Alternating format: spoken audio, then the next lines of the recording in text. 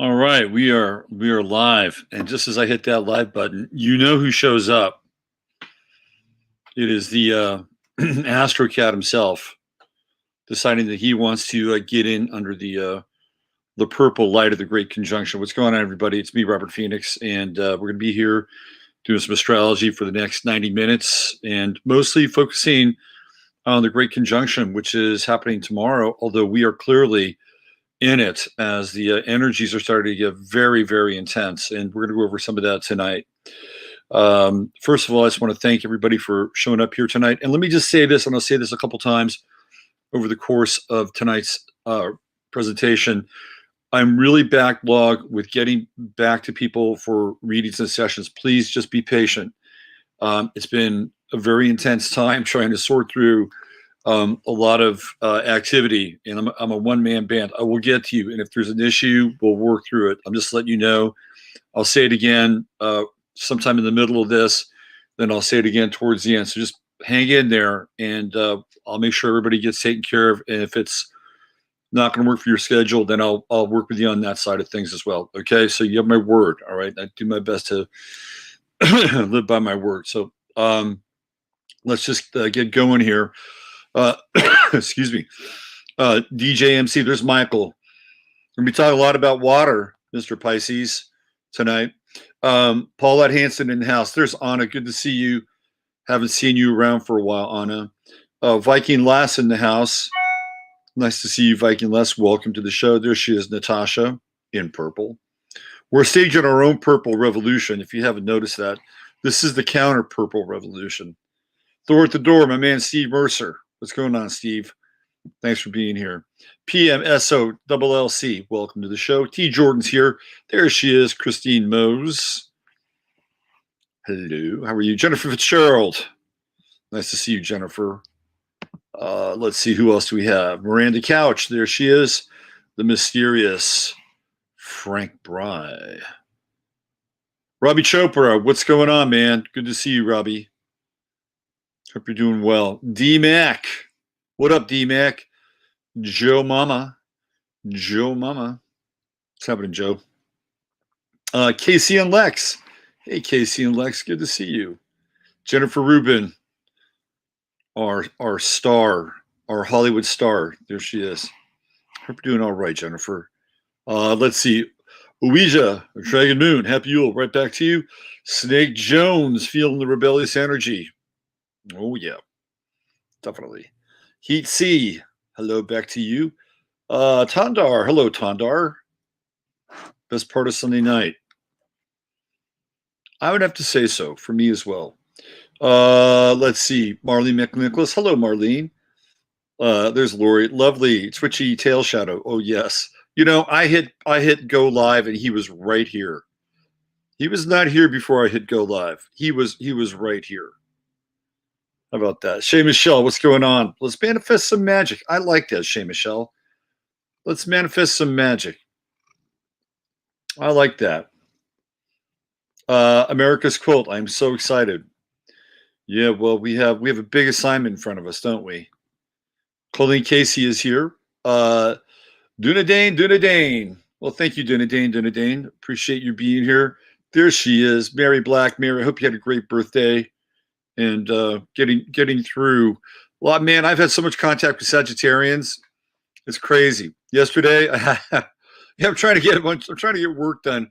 And somebody, and get to like emails and stuff, and I get this call. And I'm thinking somebody who's like, hey man, we need to hook up and get this reading thing done. So I pick up the phone and I start talking, and it's this young guy, and he's a Sagittarius.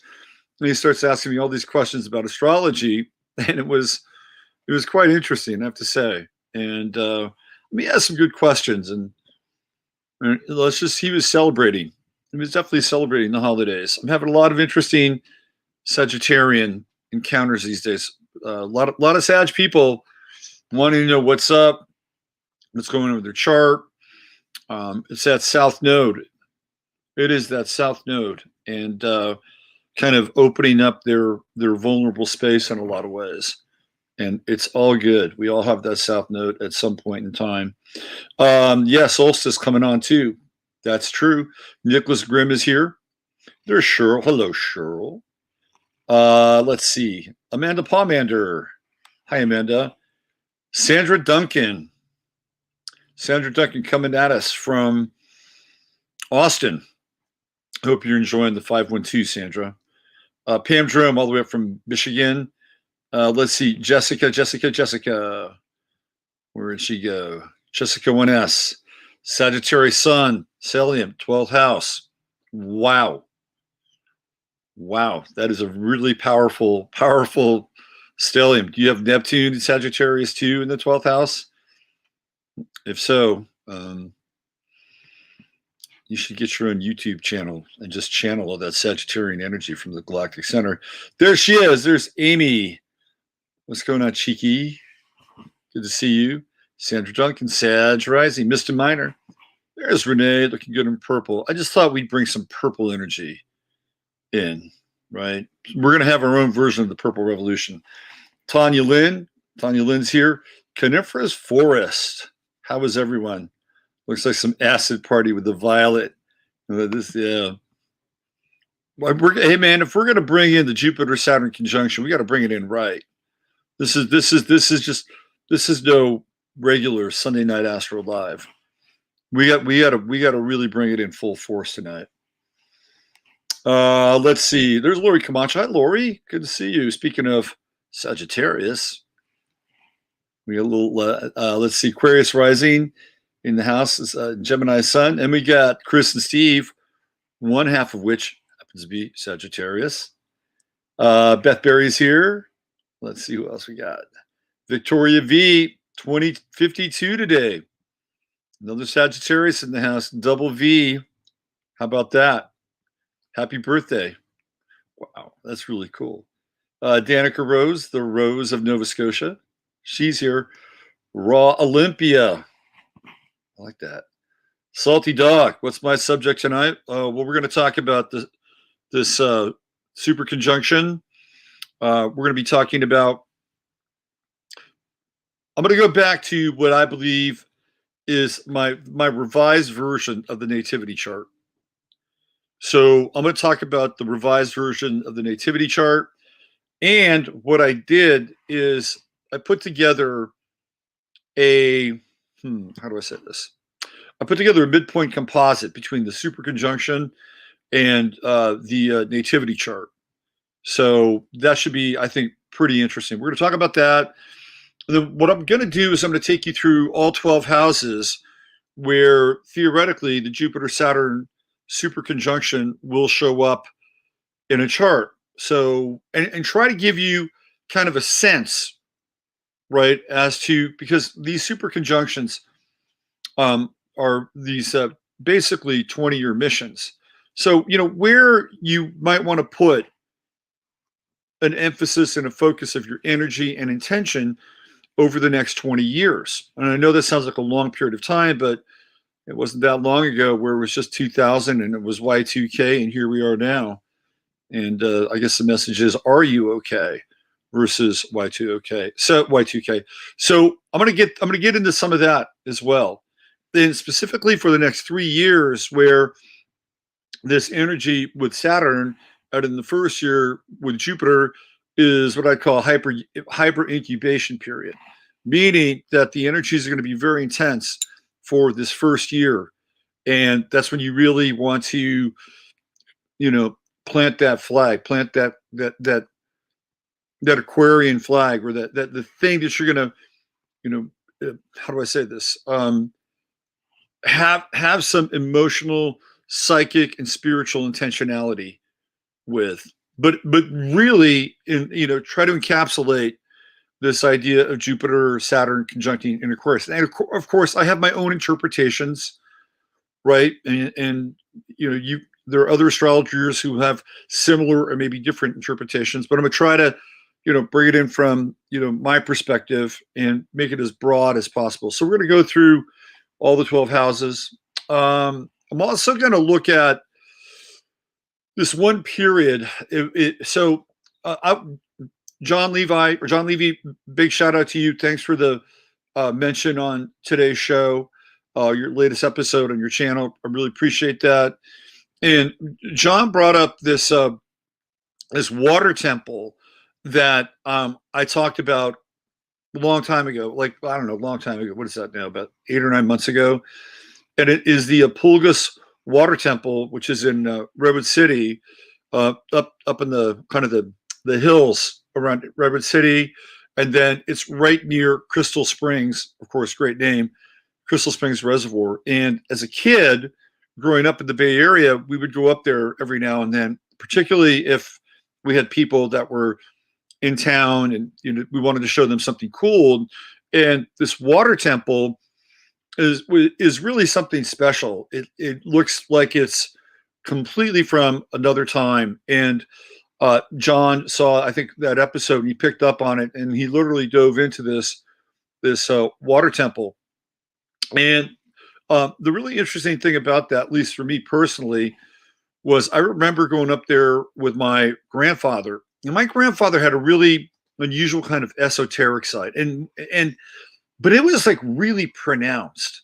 Like when and I never talked to him about anything esoteric. I was too young, but I noticed these things. So he had this really kind of pronounced esoteric side. And I remember when we went to that water temple, and we at that time we were living in San Bruno. Okay, so from San Bruno to Redwood City, it's a pretty good haul, and especially when you have to go up these hills to get to this water temple. And I remember he was so moved by the water temple that he wanted to walk there. Like it was almost like he wanted to make this pilgrimage to this water temple. It had that kind of power. And I remember another time growing up where we lived in San Jose and we went to the Rosicrucian Museum in San Jose. And man, he was like a moth to a fly with that thing. And he had no like background and any kind of esoteric or symbolic. Like he wasn't a Mason. He didn't belong to the Royal Order of the Rosicrucians. I mean the Rosy Cross. I mean that was not his thing. But he had this thing inside of him that was magnetized by these esoteric elements, and the one that was really the biggest was the water temple. And I remember him asking my mother, how long it would take for him to walk there, and it was like it's been at his age, probably about a week. I don't know. It was I mean it wouldn't have taken that long, but it was more than just a casual jaunt. Let's put it that way. Oh yeah, we got the cattail. What are you going to do here? Are you going to hang out here a little bit? Oh, here, let me, because you got some stuff up here now. If you go up here, no, you shouldn't go up there really, because if you go up there, I think it could be trouble. It could be curtains for you, right? Jasper deciding that he wants to actually go into the purple light right now. What do you think of that? Of course, when I say you really shouldn't go there, what does he do? Of course, he goes there.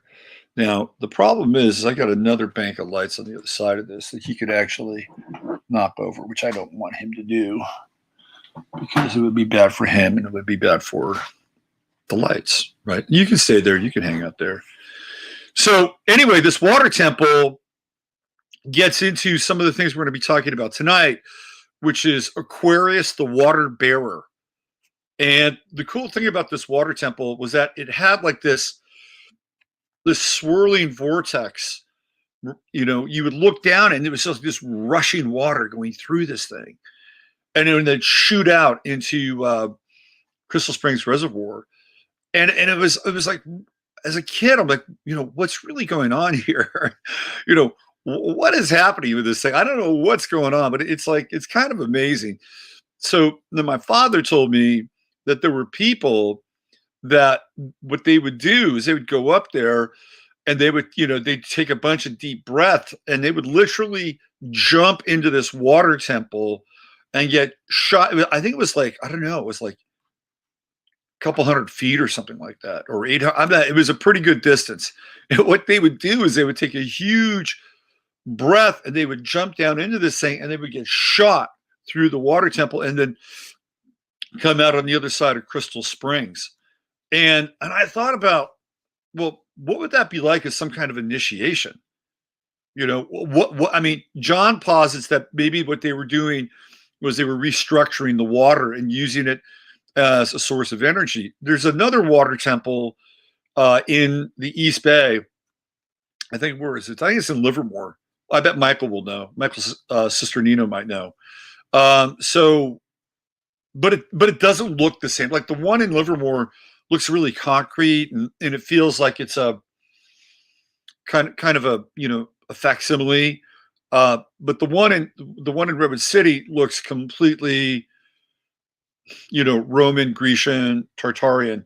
Anyway, John had this theory that maybe that what they were doing is they were kind of rearranging the water molecules for energy, but it could have also been used as kind of an initiation place or initiation process, right? That you shoot through the temple, where you get sucked into that vortex and you get banged out the other side. I mean, clearly it would have been a baptism of sorts, but who knows what would be going on, in that sort of, that pre-water slide. So there's a lot of metaphors that are going on right now with this idea of Aquarius and the water bearer, because when I thought about the water temple as well, to me it brought up these images of like baptism, and if that's the case, being thrust into that vortex, almost like a violent or a visceral or primeval sort of baptism. And one of the things that again I kind of wanted to touch on was Aquarius tonight. Aquarius, the water bearer, and really kind of look at the major arcana, the 17th card in the Rider-Waite deck. And I've been looking at it from a bit of a different perspective, especially based on some of the things that have come up around the whole Tartarian idea, or the Tartarian mythos, or the Tartarian alternate history, especially as it relates to giants. Because I had a different kind of glimpse of the star card as I was looking at it through that particular lens. Now, there was a really, it's called the Great Flood of 1844. And it actually predated, so everything seems to shift from the Tartarian perspective around 1849, 1850, 1851, 1852. See you later, Jasper. Where are you going now? Oh God, he's into this purple light, man. He just wants to go right into the purple light. I guess that's maybe a sign, right? Instead of the white light at the end, go to the purple light. That's what Jasper says. Avoid the white light, hit the purple light. 1844, there was this great flood of the Ohio River. And of course, when we talk about Tartaria, we talk about the flood or the mud flood. And so I looked up the some of the aspects of that 1844 flood, and they're kind of interesting, especially as they relate to the sign of Aquarius. Also, I wanted to check in on a number of these cross-cultural myths that are connected to this idea of the flood. And particularly the one that's one of the most interesting is the Hopi, and going from the third world to the fourth world, which is it's a really fascinating sort of depiction of this, the idea that society, civilization, and time is based on layers. Man, Jasper is really active tonight. Like, he is doing a fucking ritual over this purple light. What are you gonna do, man? Are you okay? I mean, he's just really, he's feeling this super conjunction. Can you tell? I mean, the tail's going back and forth. He's pacing.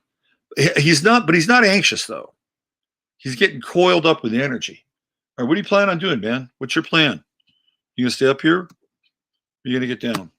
I guess you want to say hi to everybody. Here, just say hi to everybody. There he is. The Astro Cat. Just say hi. There you go. Ooh, see that look? That was fierce. That was a fierce look. Okay, there you go. You're good, buddy. Okay, so anyway, I wanted to look at some of these cross-cultural myths. And the other thing that that we're going through right now, and it's kind of concurrent with this idea of the flood. And it's a flood of information. We are being inundated by information. We're being inundated by stimuli. We're being inundated by data, right? So there's already a great flood that we're, Jasper, you got to get down, brother. There you go. Yeah, I'm going to put you down right there. All right. So there's already a great flood taking place. Some people are drowning in information, in data. Like there's too much of it. And so we're already kind of there. And even if it's not a physical flood, it is the data flood that is leading to the idea of what the Great Reset. So I'm going to try to get into that a little bit as well, because clearly it feels like a lot of people are drowning. And it's not just the data, it's the social condition. People are having, COVID hangover or COVID fatigue. And then the other thing right now is the battle between Saturn and Jupiter as it relates to the Great Conjunction. And we're going to try to catch up with what's happening in London, Saudi Arabia, Turkey, where it's getting very restrictive, extremely restrictive. Apparently, they have cut off the channel now going into London, like UK. You were going into a lockdown mode that is really serious, really, really serious. And the rest of the world is not going to be, how should I say this, immune to what's happening in England, especially those of us that are in the West. Now, China might be immune because, basically they're engaged in a very active way, a very active level of participation with the idea of this reset.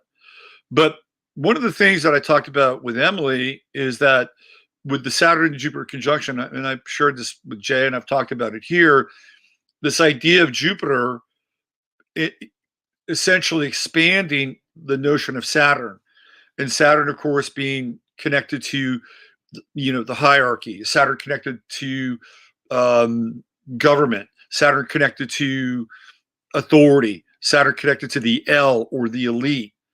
And then in Aquarius, we look at those entities as they relate to Aquarian fields, and one of which, of course, is technology, and the other is science, and then the third is what I would call the false, or the I would say it would be false humanitarianism, the greater good. So we saw that before. Like we saw that already when Saturn went into Aquarius back in March, when we were going through, the first stage of the global lockdown. Well, here it is again, but now Jupiter comes to the party. So is Jupiter making this thing bigger, right? Well, clearly, if they're going through this, the mutation phase of the virus, if that's true, by the way, if that's true, then of course, with Jupiter being there conjuncting Saturn, of course it would make it bigger. It would make it more Saturnian, right? You thought that lockdown was bad? Well, guess what? You ain't seen nothing yet, right? That's kind of, we're starting to feel that mix right now. The other side of that is that Saturn could potentially bring more structure to the expansion of the Aquarian ideal, which is now really beginning to, like, it's starting to get birthed now. For me, when I see the Saturn Jupiter conjunction, one wants to expand and the other wants to contract, expand and contract, expand and contract. To me, that's like a birth process. It's like we are in like a birth phase. We're in a birth, this is a really critical time. And a lot can happen during this period where we're literally moving from the womb of our complacency, the womb of our comfort, the womb in some ways of the individual. And I'm not talking about moving from the individual to like the communitarian identity or communitarian ideal, but our relationship to this idea of the individual. So we're moving away from that, because if we're going to get through this time we are going to need each other. It's really one of the key and central points of really the next 20 years. Now, what's happening now will continue to it'll continue to evolve and manifest as we get through the final degrees of Pluto and Capricorn until we get to zero Aquarius, when Pluto goes into zero Aquarius in 2025. So that'll be 4 years from now. So these last 4 degrees of Capricorn from 26 to 29 and zero are going to be the most intense. They are going to be the most intense degrees of the entire Pluto transit, with the exception perhaps of when Pluto went into Capricorn in 2008, 2009. And of course, we had the collapse of the economy and the housing crisis. But when we get to those final degrees, it gets very, very intense. And that's going to be in the Virgo decan. So there's a lot of mutability that is connected to these final degrees for Virgo. And of course, guess what Virgo is? Virgo is one of the healers of the zodiac. You know, Virgo is frontline people. Virgo is nurses assistants. You know, it can represent certain types of doctors or people that can address ailments or be engaged in the act of healing. So these final degrees really are about the Virgo decan and how the Virgo decan is interfacing with the final degrees of Capricorn, and especially with Pluto and Capricorn. It's quite intense. It's very, very intense. Now, for a lot of you who were born and I've been asked to talk about this, and maybe tonight's a good night to talk about it as well.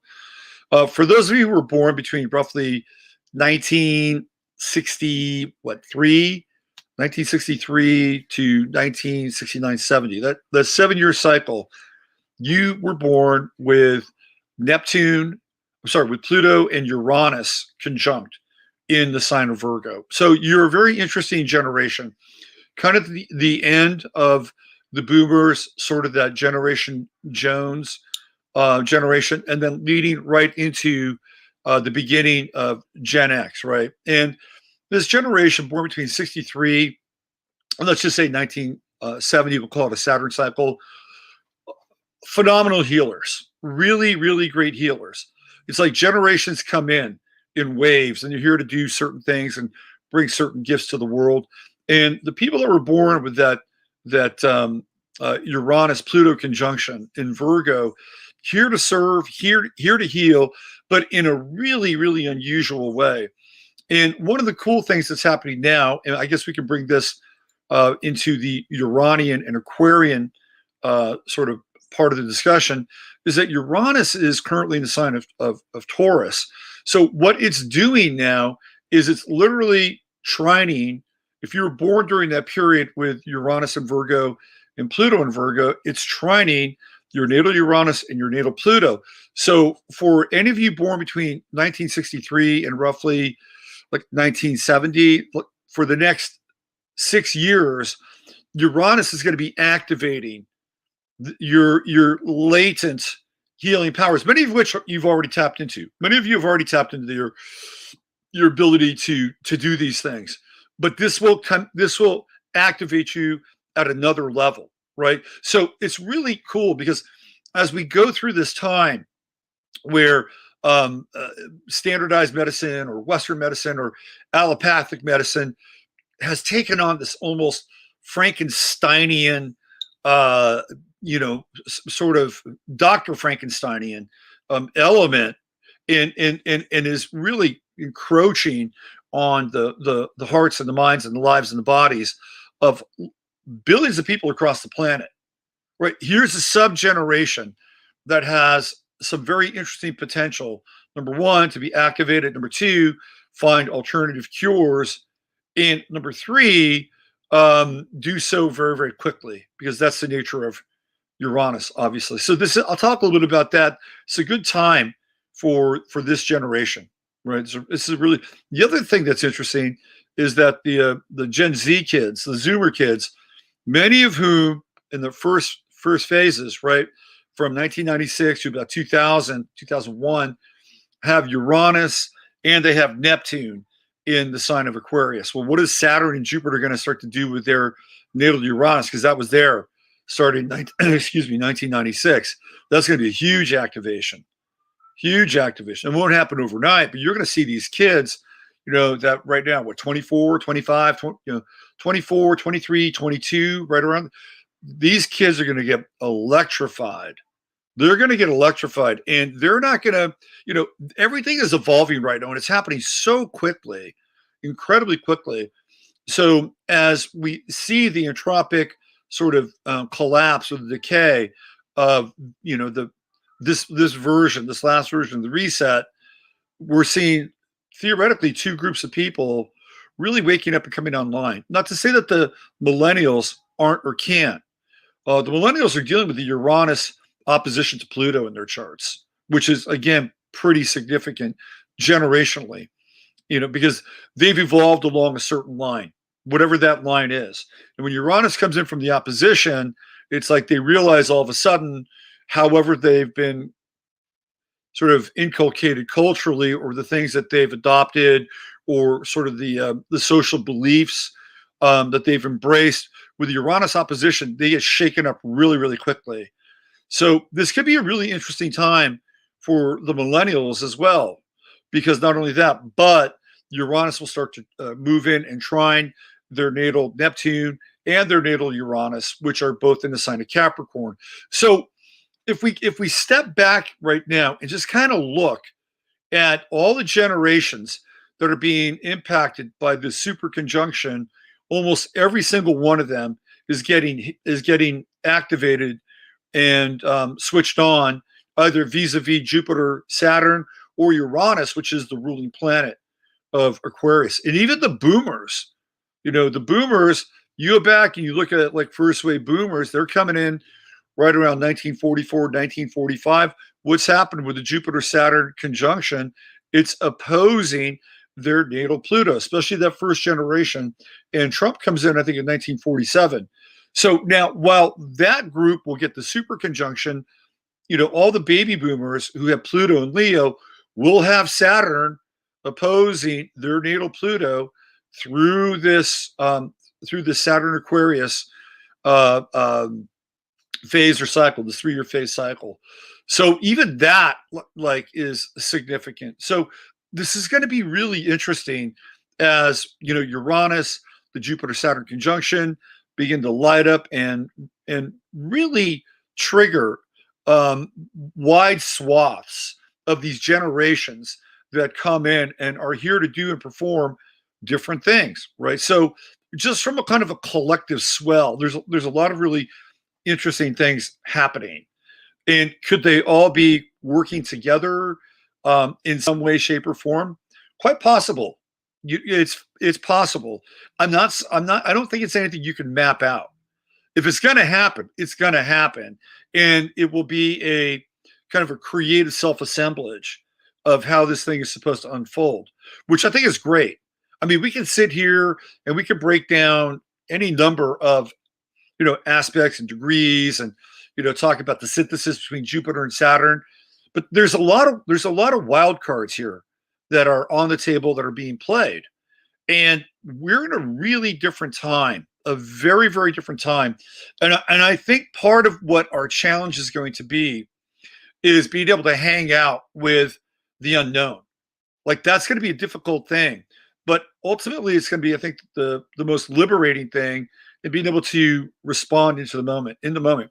So it looks like, well, there's another thing I want to tell you about tonight, and something that we're involved in here in Fredericksburg, and it looks like it's a go. And to me, it really represents what we're doing, like the Jupiter Saturn conjunction.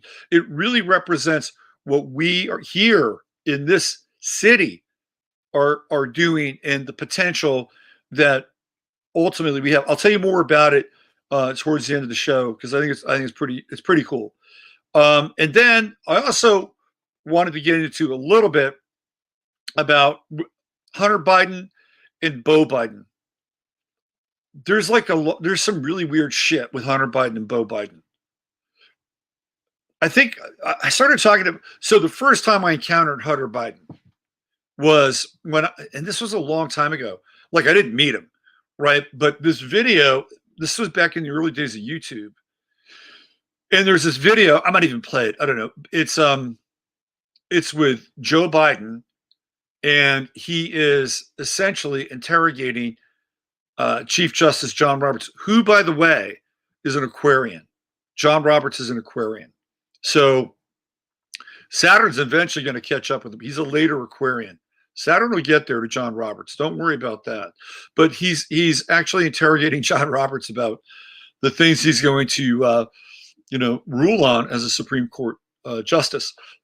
And one of the things that he really grilled him on was the subdermal chip, the implant, right? He grilled him on that. He grilled him on pre-crime. Like he was really peppering him. And I thought, wow, that's really interesting. Like Biden's going all in on this dude, basically saying, he's telling him, you're one of these days, you will actually rule on this. Well, guess what? Now we're looking at Joe Biden, who's coming in theoretically, if that's even him, and again, theoretically, as the president-slash-president-elect, and who's the Supreme Court justice?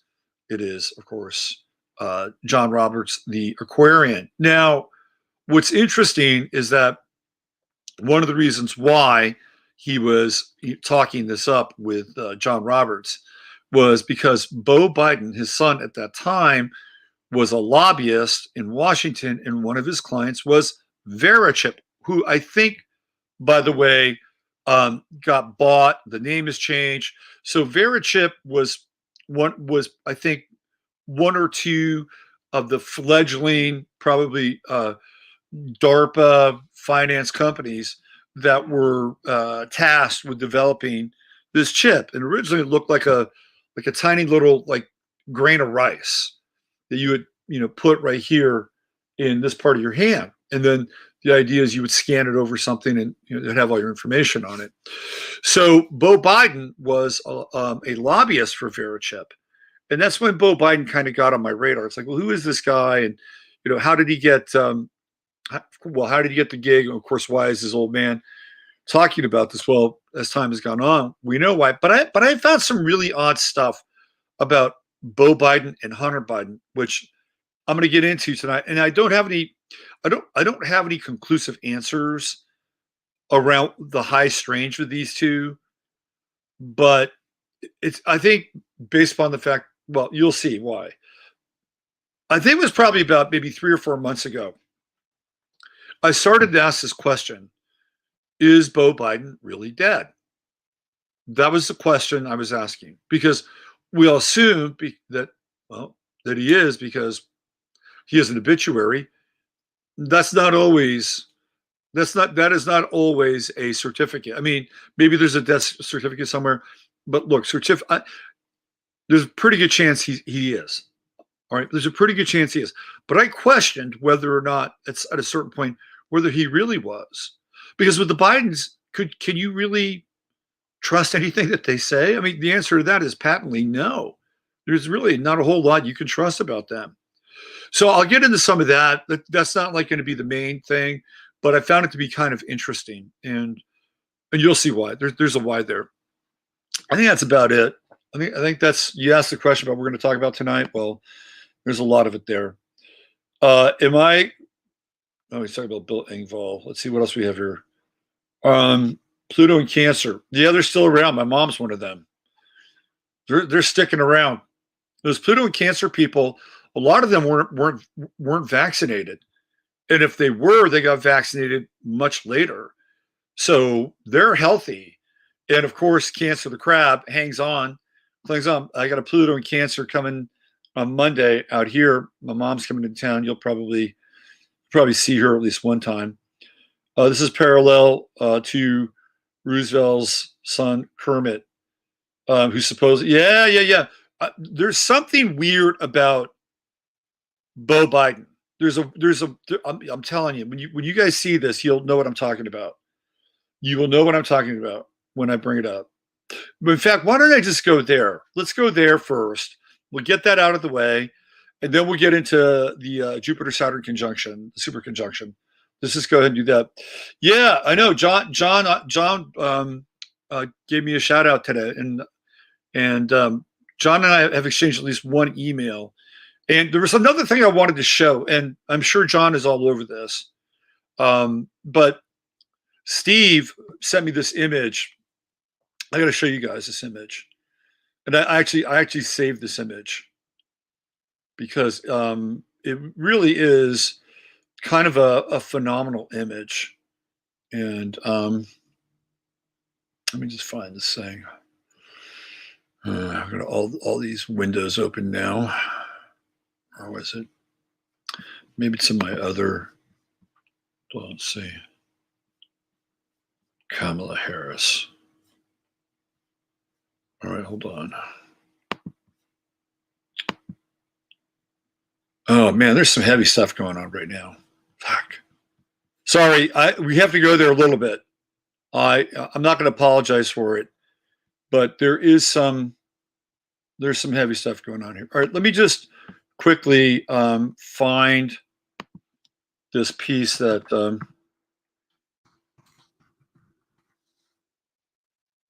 here we go. So Steve sent me this image. And this is the Cliff House, and this is one of the places that I talked about on Emily's show. And this was one of the places there. Some of it is still there, but it's mostly just sort of like ruins now. And I want you guys to check this out. And I'm sure John has peeped this, but and this is closing. So this is the Cliff House. I want you to take a look at this thing. All right. Okay, here we go. That is the construction.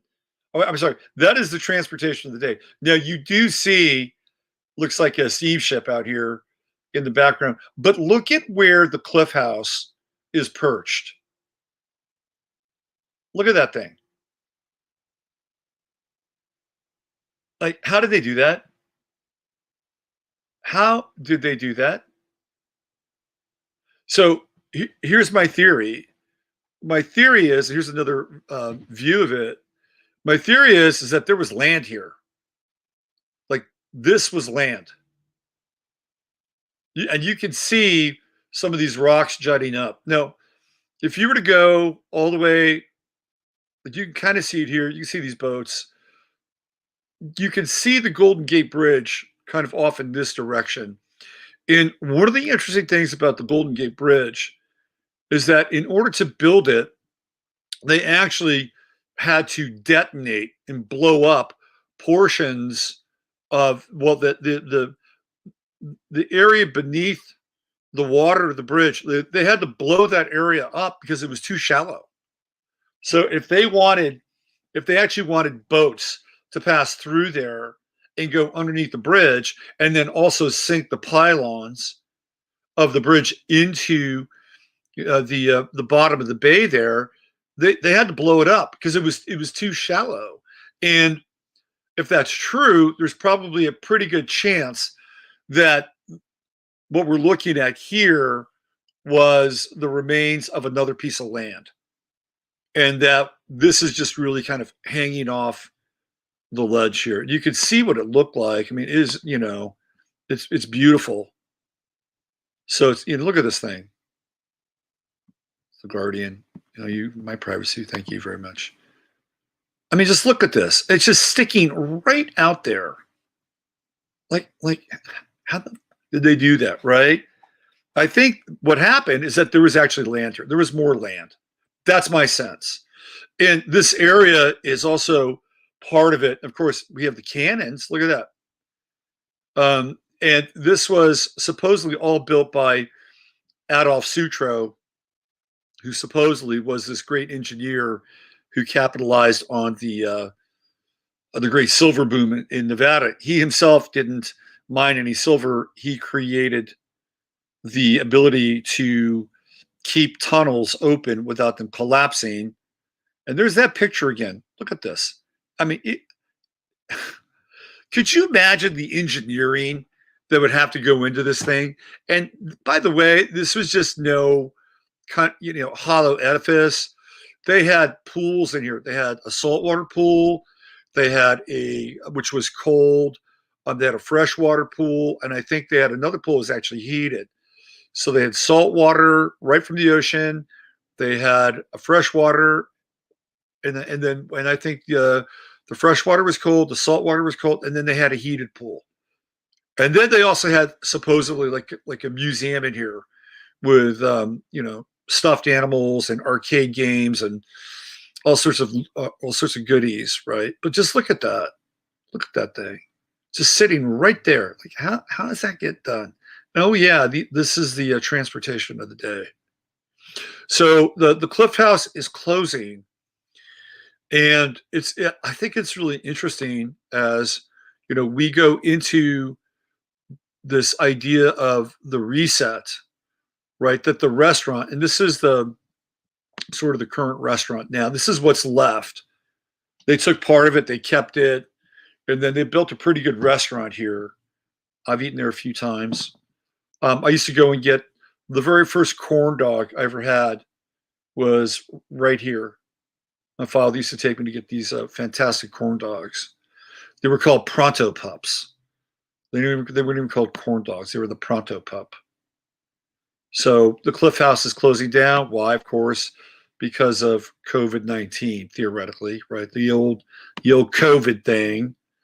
There she is, the great Cliff House, right there, Cliff House. Looking a little bit more sturdy, but nonetheless, see, this is the newer version. The old one is really an architectural marvel. Real architectural marvel. It had a great view too. Look at that. Food was pretty good. See, there it is. Look at that. It's just right out there on the edge.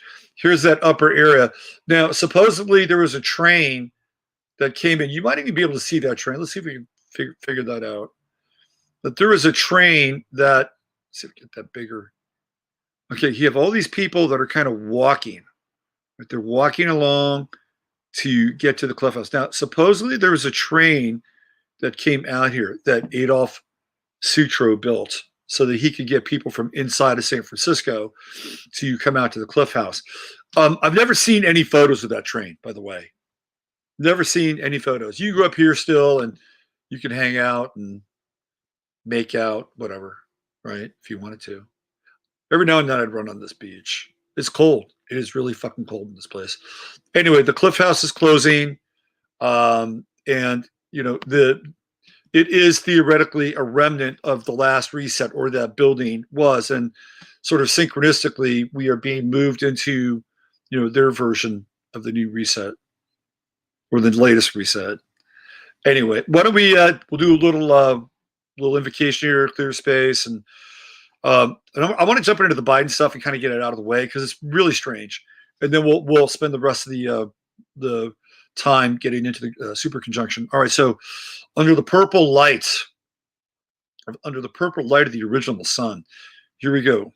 Dear blessed and holy Mother, Father God of the great central sun, within universal light, which is the light of Yeshua, Son of Emmanuel, we ask that only the highest and best information, wisdom, intelligence, and truth come through this channel at this time, and that all of our brothers and sisters on this planet can be at peace as we go through a time of tumultuous change and birth, that we may all be blessed with patience, compassion, a sense of perspective, also a sense of action, when to act, how to act, where to act, timing, the ability to discern divine timing, to be able to listen to our spirits for the highest and best truths to come through us.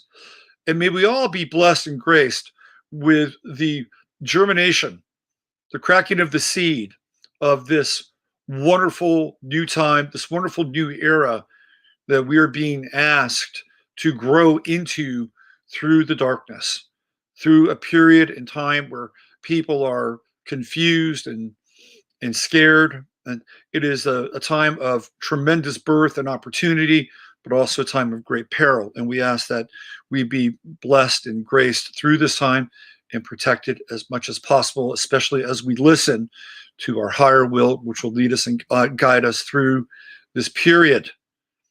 We do so with cooperation, perseverance, discipline, flow, flexibility, humor, intelligence, empathy, compassion, and above all, love. We ask that any karmic residue be cleansed, purified, clarified, and removed as we move into the time of the Great Conjunction and the birth of the new era, the new heaven within each and every one of us. Okay, so let's get into the Hunter Biden stuff. This is the Hunter Biden, Beau Biden. So I decided to peep into the Beau Biden world. Double B, right? Double B. Let me see if I can find what we got here. So let me give you a visual of Beau Biden. Okay.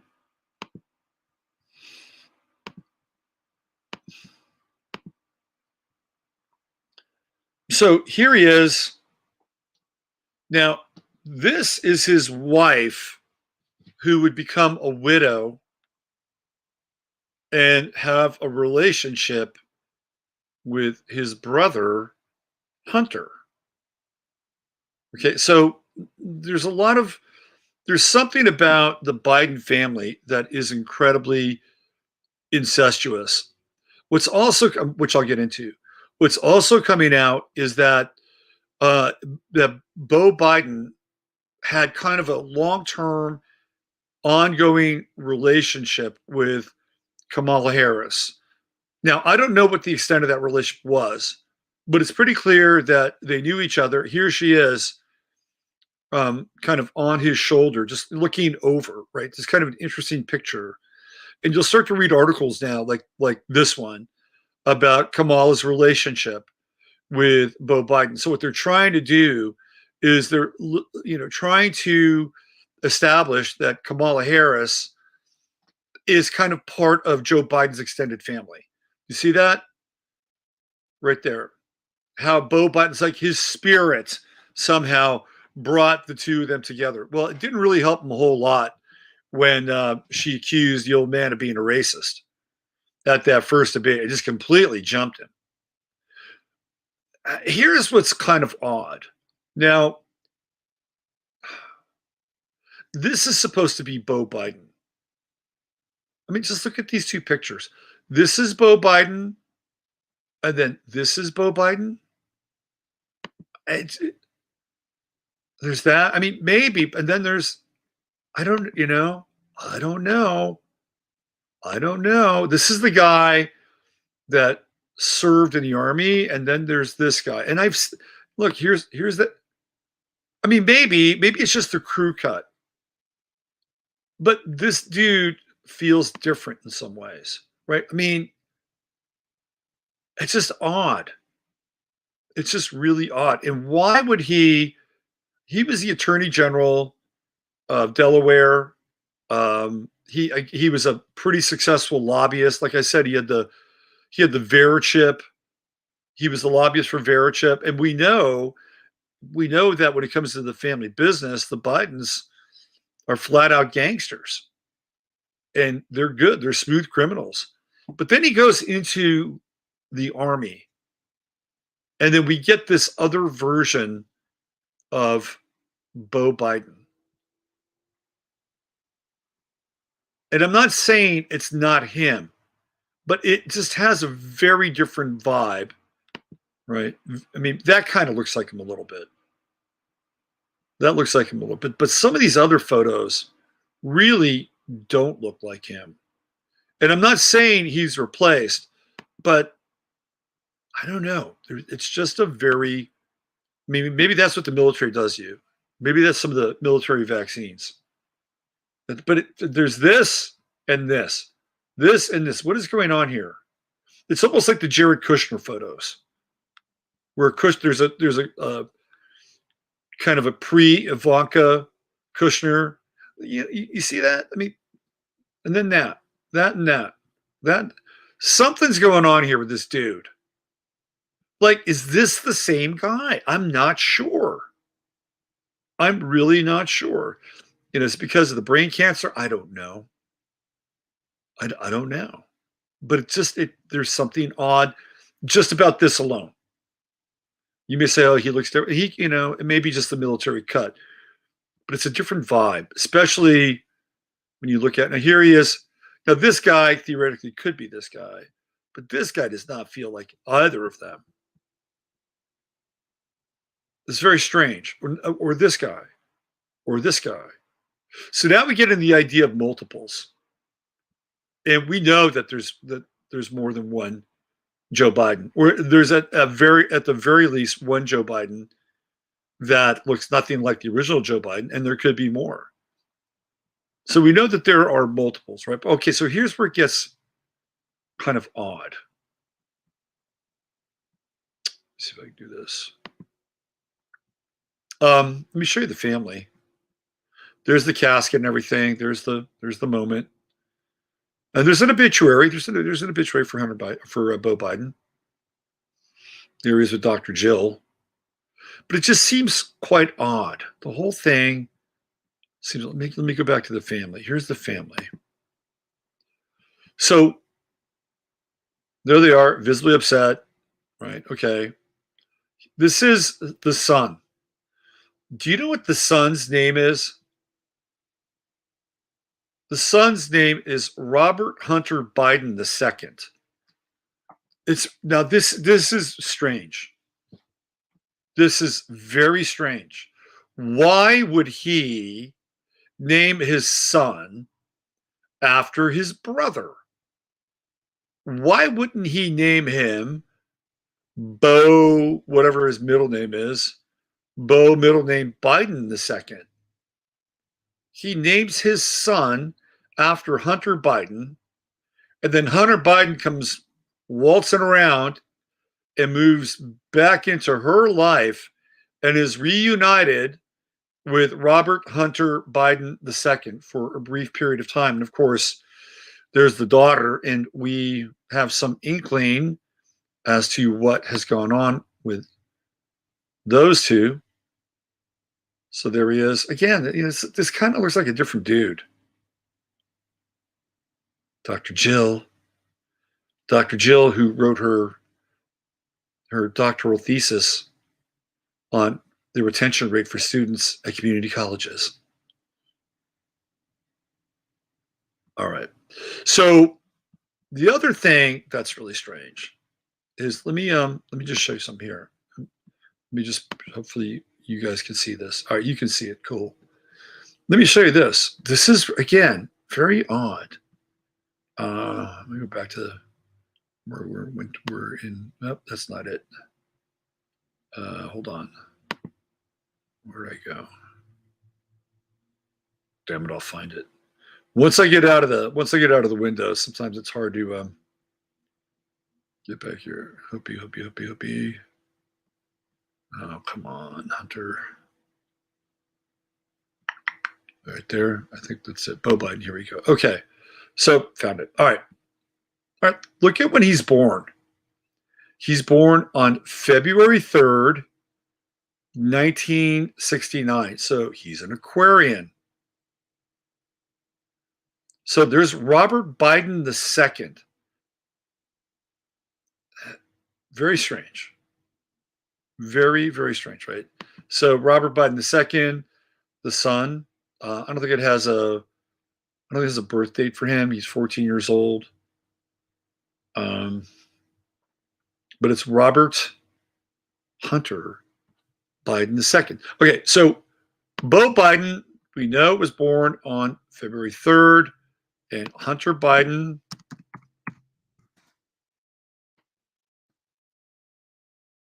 February 4th. So they're a year apart. They're actually 366 days apart. 366 days apart. 12, 15. So it's almost like, it's not that they're the same person, but astrologically, we're talking sun-sun conjunction. And then what does he do? He slips into his brother's life where for a brief period of time, Robert Hunter Biden II theoretically is like his own son. The whole thing is really strange. Very, very strange. And of course, they're, theoretical Aquarians. So they're, it would be strange. And it gets into a lot of the Gemini code that we explore, and this idea of like Hunter Biden just becomes Beau Biden. And I'm not saying they're the same person, because clearly they're not. But astrologically, their suns are separated by 1 degree. And then the thing with the kid is really odd. It's like very, very odd. Why would he name him? Why would he name him after? I mean, I guess maybe out of a sense of, I mean, I don't know. I'm an only child. Maybe these things happen in families. It's the first time I read a lot. I've studied a lot of history. It's the first time I've ever come across a brother, and maybe somebody out there has done it. So, and maybe your own family, and I'm just, dark on this subject, but it's the first time I've ever run across that, where somebody has named their kid specifically after the brother. It's very strange. Very strange.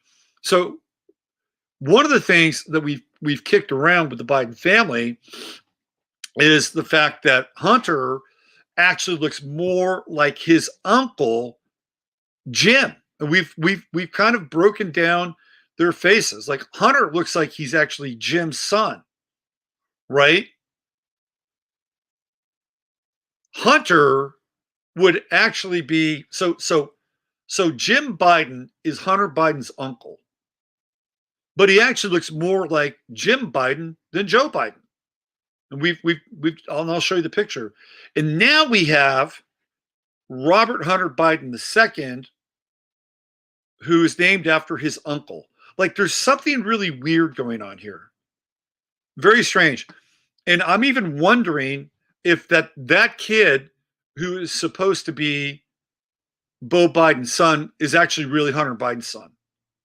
And that he was having an ongoing affair or an ongoing arrangement with Beau Biden's wife the entire time. Right? This thing could be very strange. Very, very strange. It already is strange. It's but when you get into the uncle stuff, especially with Jim Biden, here I'll show you the Jim Biden and Hunter Biden photos, just so you guys know what I'm talking about. Let's do this.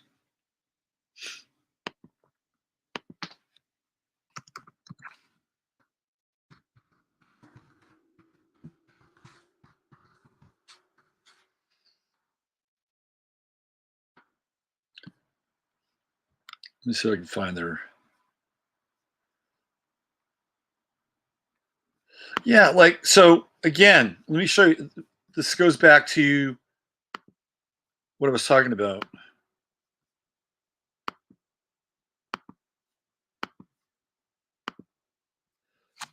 See, there's Jim Biden, and he looks a lot like Hunter Biden.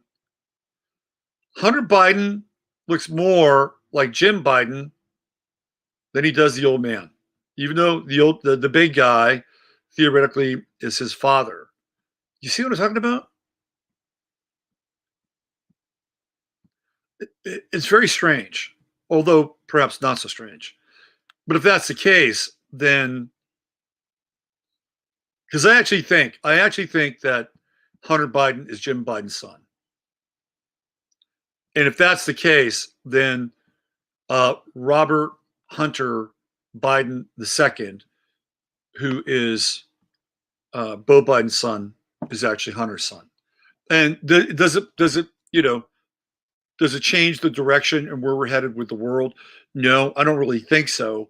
But I think it's interesting and odd, and it speaks to a lot of very unusual family secrets that not just the Bidens, but a lot of these elite families have, and that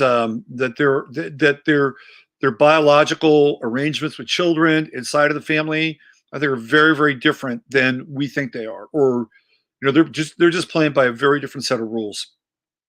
Anyway, I got to get out of the void. I got to go to the void. I'll be back. Give me a second.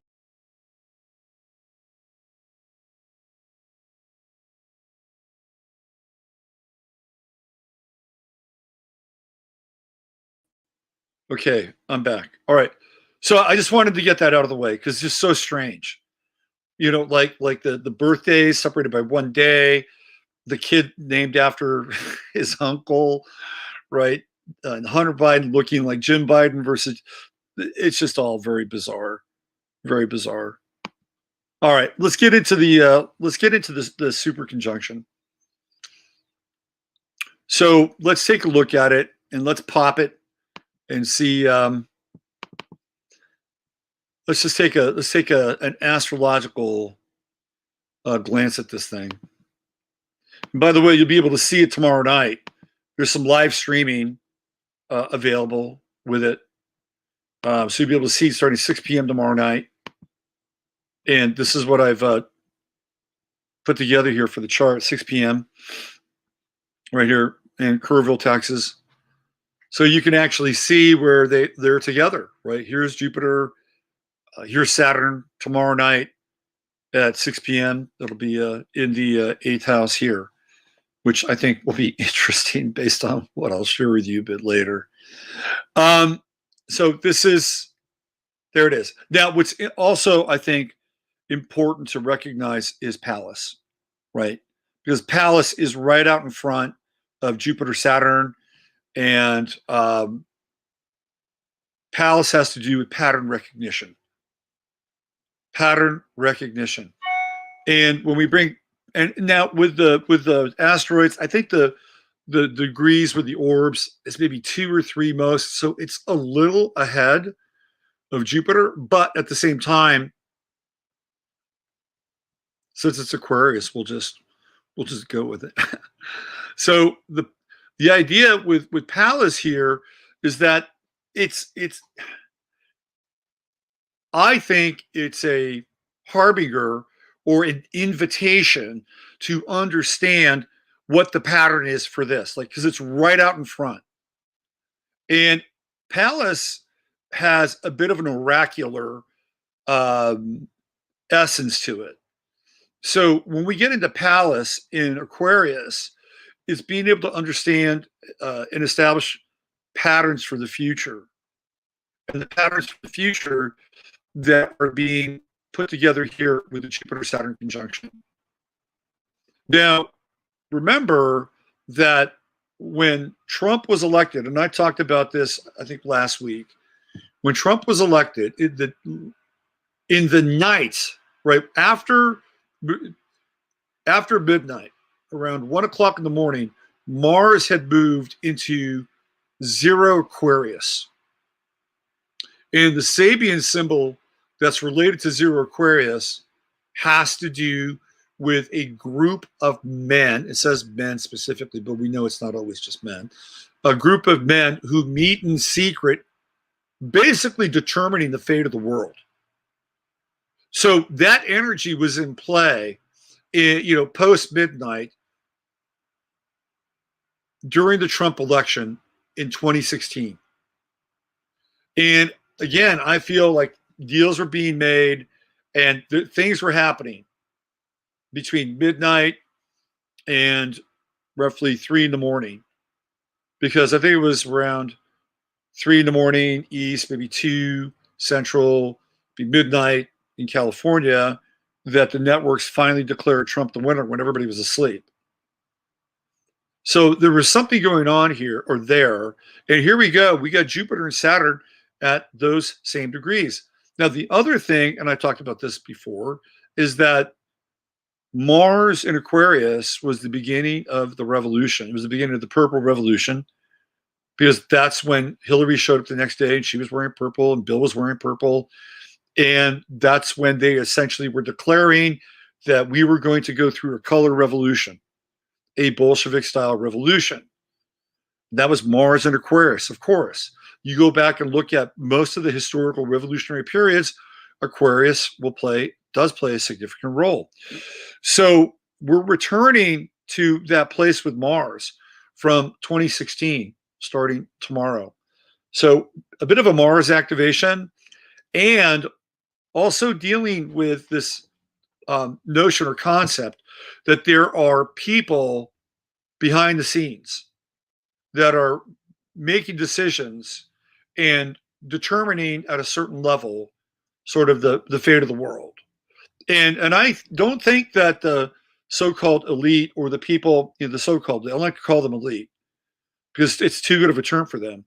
But the so-called elite don't think that they don't understand astrological cycles. You bet your ass they do. And whether they're using sidereal or whether they're using Western Placidus or whether they bounce back between the two of them, they do understand astrological cycles and they know exactly what's going on. They know that this represents their version of the reset. They have been planning to get to this point for a very long time. Now, I think they would have liked to have been here sooner. What I mean by that is I think they would have liked to have had more elements in place. But Trump fucked them up. A lot of people think that Trump was put in to do exactly what's happening now. I don't really believe that because I think if Hillary had been in, and there would have been some stiff opposition to Hillary, don't get me wrong, but it's not going to be like the opposition to Biden. That's number one. Like if Hillary had won back in 2016, people would have been kind of pissed, but it wouldn't be like they are now. They would have said, fuck it, damn it, Hillary, damn it, the Clintons. And then people would have gone on the offensive, and Fox News's ratings would have been much better than CNN. Like Trump is the best thing that's ever happened to CNN. Alex Jones still would have been Alex Jones and ranting and raving against Hillary. And Hillary probably would have got us into the Paris Accord. So we'd have been further along. And I don't think there would have been a cry for bloody revolution with Hillary as president in 2016. That didn't happen. So Trump, first thing he does, gets us out of us being the U.S., out of the Paris Accord. Now, no matter where you are on climate change, I think we are going to go through climate change. It'll probably be a grand solar minimum. Has nothing to do with the climate change they're talking about, and zero carbon and all the other things that Al Gore was awarded the title of the Green Pope around. No, our challenges with the environment are different than the ones put forth by the by our planetary managers. And what's interesting is that they're so concerned about carbon dioxide. What do? They stick a mask around you, or they make you stick a mask around yourself. And what do? You literally are becoming the greenhouse. You are the greenhouse gas effect incarnate. It's like they're punishing you. Put on the mask. Put on the mask. You go suck in some of that CO2. Anyway, because we didn't get into the Paris Accord, they weren't able to make a lot of the theoretical changes in global policy and activate them and put them into play. And in fact, what happened instead was that there was a shitload of oil and a shitload of gas and a shitload of coal that was pumped out of this country, using fracking. And fracking is not the best thing in the world, obviously. But what it did is it hyperstimulated the U.S. economy, and it took us even further away from the Paris Accord and the green economy and everything that they had set out to move us into post-Obama. So that 4 years really set them back at that level. So I think they wanted to be ahead and further along at this point so that the transition could have been easier or more seamless to some extent. But that's not the case. So here we are. We're at this point now. And what are we seeing? We're seeing strange shit happen in London. the channel is cut off. They're like, you cannot get into England now. Supposedly, I mean, that's the latest that I've heard, right? So here we have Saturn coming in hard on top of Jupiter, which is freedom, freedom of movement. And then guess what will happen here? I hate to say this, and I don't want it to manifest. I'm really holding the space for it to not manifest, but UK, London, England, Scotland, Wales, I'm wondering how long you're going to have internet access. I'm wondering how long you're going to be able to communicate with the outside world. I think that this is one of the things that is going to be paramount here, and not just for the UK, but for a lot of us, because Saturn wants to sit on top of, Jupiter and Aquarius, which gets us talking and doing things like live streams on a Sunday night and being able to comment or being able to repost a video about a nurse who passed out, 17 minutes after she got a vaccine or whatever, right? So it's not just London and the UK. This, I think, could potentially affect all of us, especially as Saturn moves into a closer square with Uranus. It's already there now. And Saturn is going to pick up speed. It gets to 13 degrees by June. It is a really fast Saturn, extremely fast. But when we get into January, right around the time when theoretically Joe Biden is about to be inaugurated, that's when we get into that Saturn-Uranus square big time. So I think we're going to have some real issues with communication. And unfortunately, I think the first part of these communication breakdowns is probably going to happen in Europe. That's my sense. That is my sense. So, we got to figure out how, number one, we can stay in touch. Number two, if regular avenues of communication or being able to stream are cut off, it might be incumbent upon us to find other ways. Like if YouTube goes down, maybe, I don't know, people talk about Rumble or whatever, but we have to recognize the patterns. This is what Pallas is essentially revealing. Like there's a pattern here, and the pattern immediately has been close it off. This new mutated strain, if there is one, if there is a new mutated strain, maybe the new mutated strain is a byproduct of the vaccines. We don't know. We really don't know. We are living under the cloud of unknowing. Neptune squaring the nodes makes life a little bit more difficult to understand and get a clear picture with. But we can see the pattern. Turkey has closed down its borders. Saudi Arabia has closed down its borders.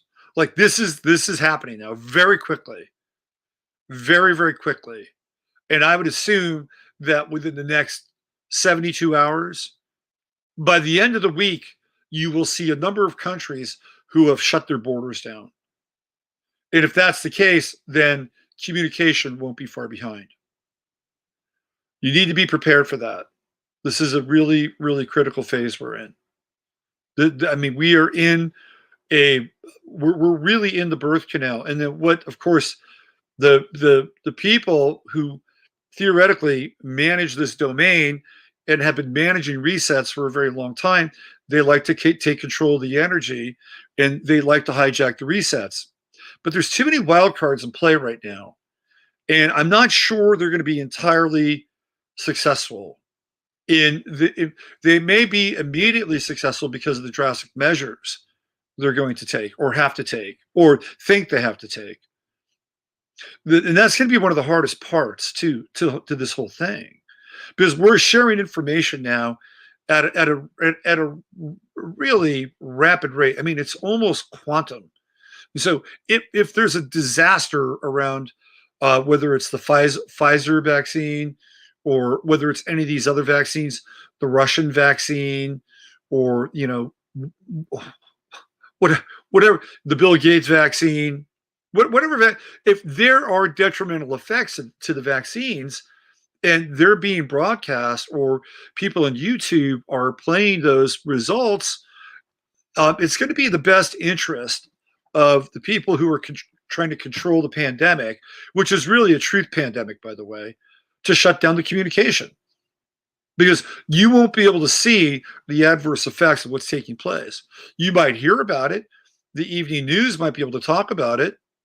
They may show you certain images, but we know that the news is really nothing more than propaganda. It's propaganda masquerading as information. So I feel like this is kind of a critical area right now, is this communication area. And even here in the States, they've been talking about this breach, this software breach that went on in the Pentagon, and apparently SolarWinds, which is a very interesting name, right, for a company, SolarWinds. That SolarWinds was the company that was targeted, and SolarWinds was connected to various appendages inside of the Pentagon and other organizations inside the government, I think including, if I'm not mistaken, even DHS. So all of those major groups and organizations have been compromised. At least that's what we're being told. And by the way, that's all Aquarian. That has to do with what? Technology, communication. It has to do with the cloud. It has to do with hacking and splicing into pre-existing nodes and networks of information and communication. All that shit's Aquarian. So I was talking with a friend the other night, and what, in order to reset, remember that, there's that term again, in order to reset the communication system or the cybersecurity systems of the United States, theoretically, what would they have to do? Well, they'd have to shut it all down. They would have to literally shut it all down. And not only would they have to shut it down, but they would have to figure out how they could keep any third party. And let's not get let's speculate that there's a there. Okay, let's just speculate that any third party. It doesn't have to be the Russians. It doesn't have to be the Chinese, who are usually the big bad guys of the new Cold War. It doesn't have to be either of them. They could be part of it, but it could be a third party, and that third party could be a rogue group. It could be another nation. It could be another intelligence agency connected to another nation or a rogue group inside of that. You don't know, right? My sense is it's a third party. And this guy, Tony Schaefer, was on with Steve Bannon, and he was talking about this today. And he basically told Mike Pompeo to pump the brakes on the Russia thing, which I thought was interesting. It was like, pump the brakes. It's probably, you don't want to just have to go there immediately. But again, if that's the case and this thing is real, then how would you go about actually being able to basically defrag the whole system and flush it out? Well, you would have to keep that third party from having any kind of access to any kind of the mainframe or any or the cloud or the network that is operating with the cloud. You'd have to cut that off. You would literally have to cut that off, because if you tried to do it internally and this third party has the software, they would be able to reroute. They'd be able to do anything. They'd literally be able to watch you or watch somebody else try to correct the flaws or defrag the hack in real time, and they could take the system over and they could do anything they want to. Anything. They could even convince the system that they were the ones doing the fixing, and then it could be working against the other group of people that were trying to defrag or flush the system. It gets very complicated at this point. So in order for that to not happen, they would have to do two things. Number one is that there are deep undersea cables that connect the US with Europe and Asia. And these are very deep undersea cables that have, miles and miles and miles of fiber optic wire. And we've heard about these cables being cut before. Those cables would have to be, they'd have to be taken apart, disassembled, removed. Boom, done, cut. You'd have to cut the cables, because that would be one way that you would theoretically, right, theoretically keep a third party from actually getting into the mainframe or the system or the network. And the other would be, of course, satellite communication. You would have to shut down satellite communication for a period of time in order to go in and reboot everything. So if this is true and and they have to remedy this, it would take extreme measures and could even cut us off, us being the United States, from the rest of the world. Now, that's not just a United States issue, because we are all connected at this point. So there are packets of information that are running through this country, east, west, north, south, up, down, with destinations that are, beyond, the state line of Texas, beyond the state line of California, beyond the state line of Hawaii. This is a very complex system that we're involved in now. So if this is true, in order to get to the heart of this virus, you literally have to shut, theoretically, everything down. Now, I'm not saying that that's going to happen, but that would be the most extreme version. What's really interesting is that I just noticed this last week, and I'm not saying they're related, but Arecibo, or Arecibo, however you want to pronounce it, however it's pronounced, in Puerto Rico, which is one of the largest satellite dishes on the planet. And that's where they were doing a lot of the SETI stuff, and getting signals from space. Some very cool things have sort of emerged out of Arecibo. That thing just collapsed, right? So the video with the cable exploding, literally exploding from the side of the dish suspension, is kind of mind blowing. Now, if you look at the cable, it looks like it's been kind of worn thin there. It has almost like a candy cane sort of like spiral effect in it. But when you see that cable explode from the side, the conspiratorial side of me says that thing is blown. So that's another. Arecibo may not be connected or linked to the satellite uplink, which is connected to the networks here in this country, but it is a mother. It is a mother of a listening dish, right? And of course, we're kind of into the Project Bluebeam phase and space, right? And I don't want to get into that right now, but I just thought it was interesting that last week Arecibo just gets completely wrecked. And here we are now with this cybersecurity hack. So there's a lot going on, and Palace is right there, and it's saying, notice the patterns, pay attention, because there's also something here about the future. There's a pattern embedded in this time that we're in that has to do with the future. It's not just the immediate future, not next week or not next month, but 10 years out, 20 years out, 100 years out from now. And it's a really powerful time. It's a very, very powerful time. And Jupiter is going to catch up to Pallas. Jupiter is very, very fast. So by the time we get into the second week of January, that's going to be I think it's going to be kind of a mind-blowing time.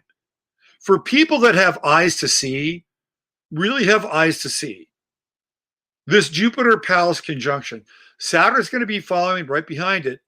So the Saturn-Pallas conjunction, I think, will give us insight into the patterns of where they want to move Saturn, which theoretically is culture. Jupiter gets there first.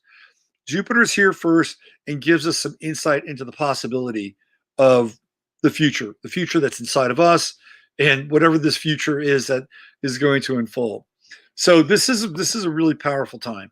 And this is just with the Jupiter-Saturn conjunction. We got all these other things going on simultaneously. So what I wanted to do is I wanted to talk about the Jupiter-Saturn conjunction and just kind of go house to house, so that you guys might have an understanding about how these how this moment in time can affect you and how you might be able to work with it. So think of this, think of a 20-year cycle of your life. Like if you wanted to dedicate the next 20 years of your life to, I don't care how old you are, even if you're 70 or 80, pretend like you're going to be 100. If you want to dedicate the next 20 years of your life to this Saturn Jupiter conjunction in Aquarius, which in my estimation is the evolution of the individual and the group in a symbiotic process together, creating something very new. While what we're witnessing, the older paradigm is beginning to collapse and collapse under the guise of what they call the reset. Now, they want to bring the new, the fourth industrial revolution and the great reset in, not coincidentally at the time of the Great Conjunction. They want to do it, right? But there's other game afoot. There's other game afield. And that's inside each and every one of us. So let's go through each house and let's see where you might be able to pick up on this and be able to, make some effort, or at the very least let it unfold, and then pick up on it from the Saturnian side and apply some effort. Because that's really where I think it would be probably best suited. So let's go Jupiter, Saturn, first house. Let's just say that you're going to have this super conjunction somewhere in your first house, not in your ascendant, but let's just say somewhere in your first house. The idea here that would make you an Aquarius rising, by the way. Congratulations. This would be, in some ways, for you Aquarius rising person, kind of a homecoming, right? Because when you're an Aquarius rising, shit gets weird. I mean, it's just the way it is. Your natal ruler is Uranus, so you're going to go through like weird stuff. That's the nature of having Uranus as your ruler. Even if you don't have any planets there and you're an Aquarius rising, I've seen it. I've told the story many times. I used to hang out with this guy. He was a double Aquarius with Saturn in Aquarius on the ascendant. So he's going to have this thing coming around his Saturn return in his ascendant. And the strangest shit would happen to this guy. I mean, really strange shit. And I told the story before. One time he went home to his little grandmother's apartment underneath this house that it was nice. It wasn't like he was living in some, troll hovel or something like that. It was a nice little grandmother's apartment, kind of built in underneath the house that was on top of you. Take the stairs down, and there's a nice deck there and a pool. And, there's that grandmother's apartment. You go through the side gate. This was in, I think, Belmont, if I'm not mistaken, California.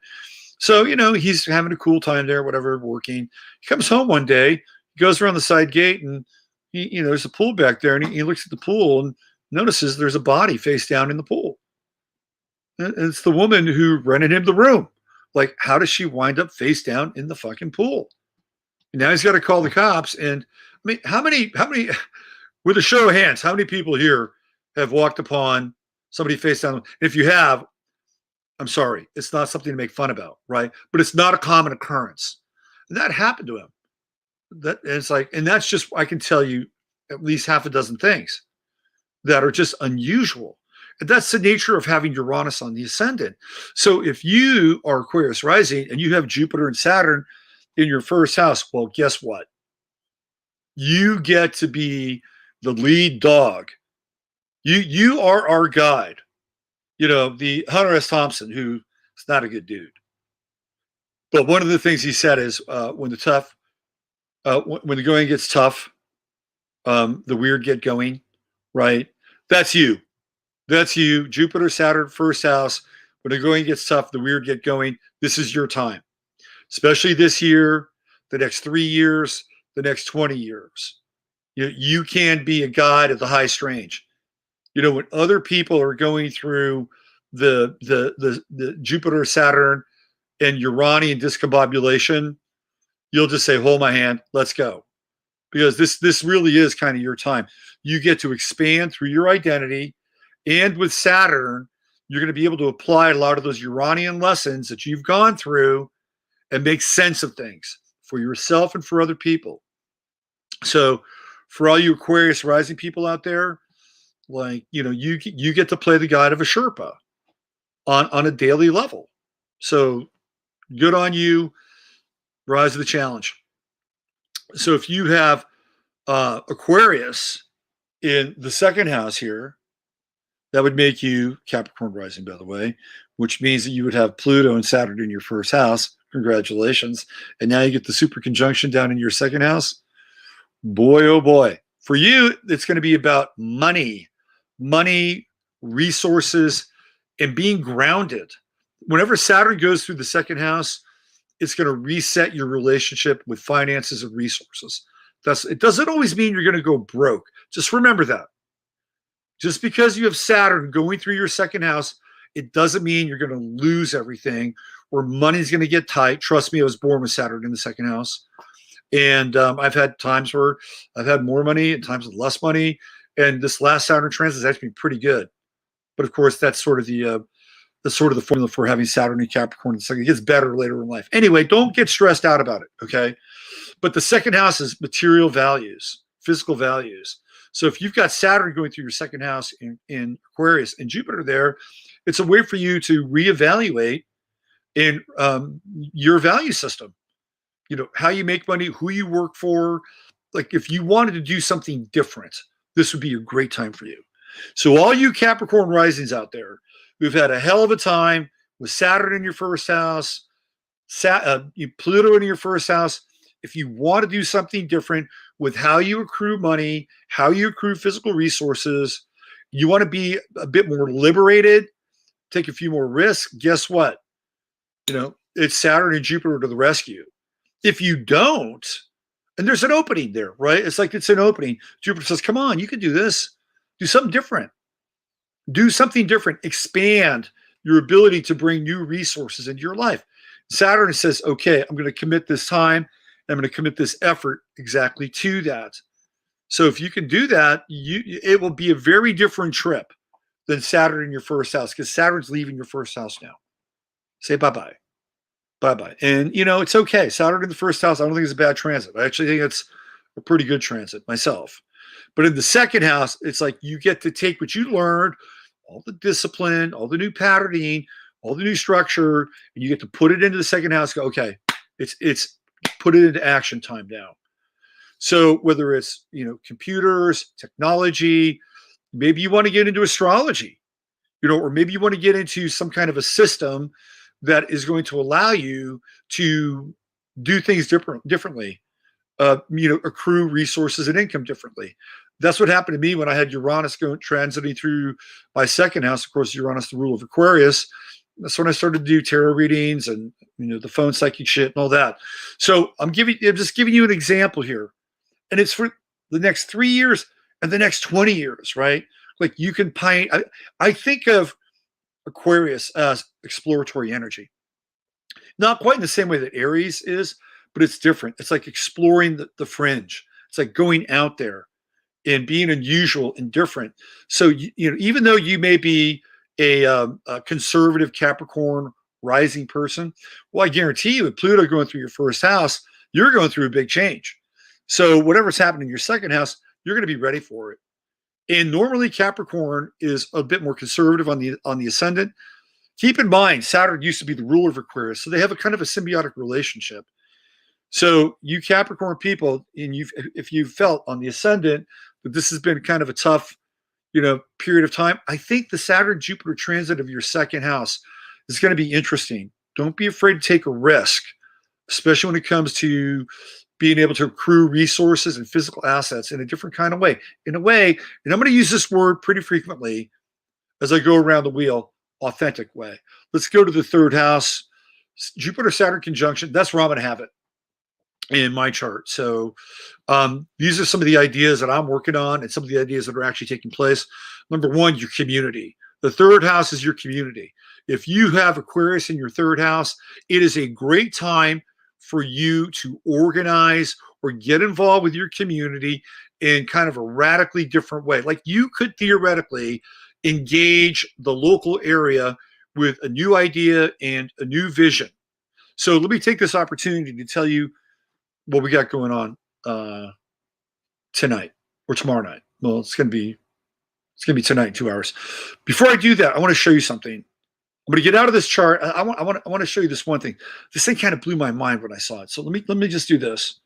me just get out of here for a second. I'll come back to the chart, and I will show you what I'm talking about. So, over here. Okay. Let me do this here.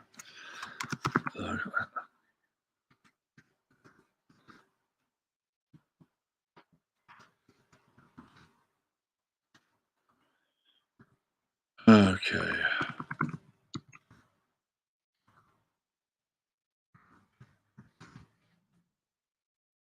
All right. This thing blew me away. When I saw this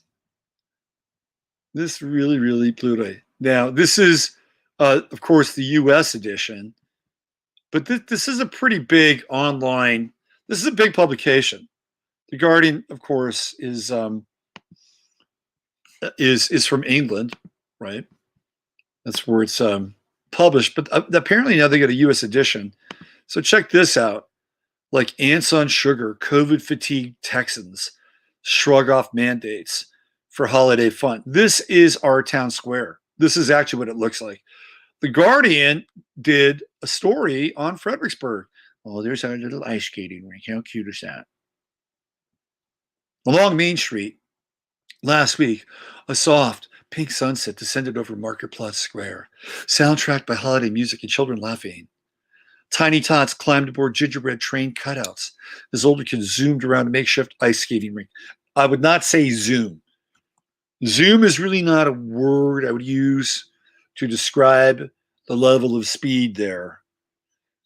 Okay, that's a Virgo thing.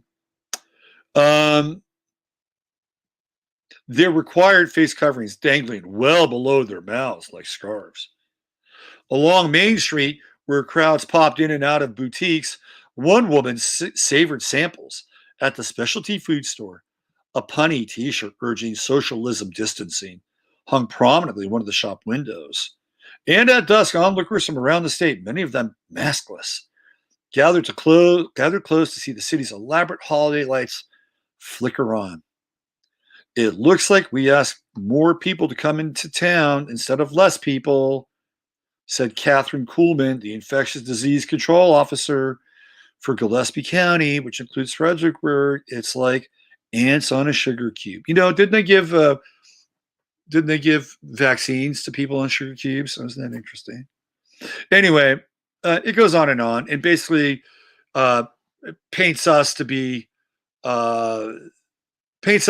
of course, the mask-free, thoughtless, inconsiderate, conservative, Trump-loving, ignorant, redneck, useless eaters. That's how we come across here. Right here. Oh, looky, Kent Myers. Mr. Kent Myers. Some of them just do not believe in the benefits of wearing a mask, and so they have chosen not to do that, said Kent Myers, Fredericksburg city manager. We educate them. We inform them. But it ultimately is their choice. At a city council meeting on 7 December, a room full of unmasked citizens aired their grievances one by one, comparing Fredericksburg's government to Nazi Germany or an Orwellian state. One woman read a quote she attributed to Fox News host Tucker Carlson, waxing poetic about years of social distancing, microchipping, and benevolent dictatorship. I'm proud of this. I'm proud of this place.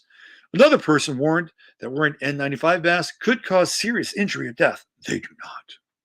Then told the mayor that his policies fly in the face of everything that makes this nation great. There isn't anyone on this earth that doesn't recognize the risk of COVID, a third speaker argued. If I want to go lick handrails at the hospital, that is my God-given right. Yeah, he's absolutely right about that. So you see where this is going right here? See where it's going? This is the Guardian, man. This is like big time. This is the U.S. version, but this is global. So we on the map. Now, check this out. What they didn't say in that article as it was why we were there. It had really not a lot to do with the mask. What it had to do with was that Kent Myers put a fucking snitch tool on our city website so that people could report incidents where somebody hadn't done something correctly. Now, it was only for restaurants and or bars and hotels, hospitality, not for any other business, by the way. And of course, Kent decided that he was going to gaslight everybody at the beginning of the meeting and say, yeah, really, this is not a big deal. People call up all the time for potholes, for weeds and lawns or whatever, right? That's what he said. But that was never mentioned inside that article. Not once. That's why we were there ostensibly. We wanted it removed. So what did they do? Well, they took it off the website, but then they decided that they were going to turn it into a phone service. So now you can phone them up, say, oh, I saw so-and-so. They weren't wearing a mask. So-and-so's business let them in without a mask. And they were standing probably about 3.5 feet apart. It wasn't 6 feet. Right. So now they've got this phone thing. So we got all, it's like, okay, we got to go back. You know, we got to go back and hammer this thing again. So we decided we're going to go all show up, city council meeting tomorrow night on the 21st. Well, during the week, City Hall decided they're going to shut down. They're done. Like, we're done. Yeah, it's getting really bad. This COVID thing's getting really bad, so we're not going to show up. Oh, and by the way, yeah, no in-person city council meeting. That's not happening. Well, you know, you can meet on Zoom. You can call in. Well, guess what we're doing? We're going to be holding our own parallel meeting. We're going to be holding our own parallel meeting here in town. We're going to stream it live. So we're going to be competing with the city council. And we're going to be talking about things that the city council, I guarantee you, isn't going to talk about and doesn't want to talk about. So here we have the Jupiter-Saturn thing going on, right? Like, on the one hand, we got the city council, Saturn. On the other hand, we got Jupiter. And they're happening simultaneously. See, this is where we are right now. You know, we see this old paradigm that has, you know, that we've been jacked into, and we're kind of assembling and reassembling something new. And it's just it's really kind of amazing because it's like happening here in this town. And it's in my third house, so I'm getting on board. You see, that's why I'm telling you the story. It's the Jupiter-Saturn conjunction. And it's kind of giving me an opportunity to plug in locally and try to do. I did the same with the fluoride. That was really challenging. I don't even want to get into that. But if you've got the Jupiter-Saturn conjunction in your third house, that's the world around you. That is your local community. And this is where, if you want to, you could jump in and start to bring some new ideas into the fold, new structure, new organization, you know, around these kinds of Aquarian ideals. And remember, part of this, like, we're not always driving this thing. So just think about this for a second. We're going to be running a parallel meeting tomorrow night on the 21st, which happens to be right 30 minutes after the peak of the conjunction. We will start our meeting at 6:30 at the peak of the conjunction. Now, could you sit down and plan that? Like, were we going to sit down 6 months ago and say, hey, and by the way, most of the people here who are part of this group or meeting, they're really nice people. They're Christians. You know, if you sat down and said, hey, look, we should plan this meeting, you know, parallel with the city council meeting, and it's going to happen on the super conjunction, and it's going to be in Jupiter and Saturn and Aquarius. It's going to be so cool. We should be able to do that on Monday night. Trust me on this. You know, it's like the fifth dimension. You know that song, Dawning of the Age of Aquarius? Like, they would look at me like I was batshit fucking crazy. Or even if they said, hey, you know, there's going to be the city council meeting on the 21st. You know, why don't we plan a different kind of meeting? That's not really how it's gone. I mean, how it's gone is people show up and they talk, and that's how it's been. But guess what?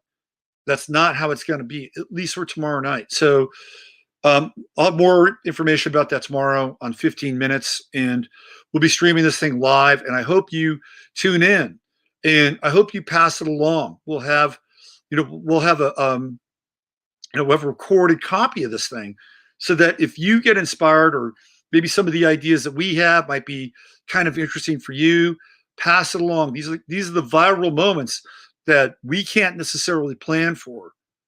We can. This is the beautiful thing about Aquarius. Like it is unpredictable, and I've got a few little unpredictable things in store, in plan, kind of up my sleeve, which I'm not going to talk about.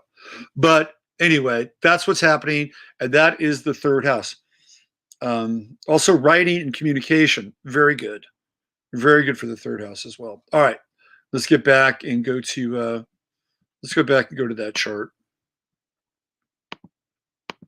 Okay. All right. So if you have Jupiter, Saturn in your fourth house in Aquarius, most times when I read a chart and somebody's got Saturn through the fourth house, I'd say 98.5% of the time they're moving, because Saturn resets every single house. And here it's the fourth house. It has to do with the home. So if you have Jupiter and Saturn going through your fourth house, well, guess what? You may be moving.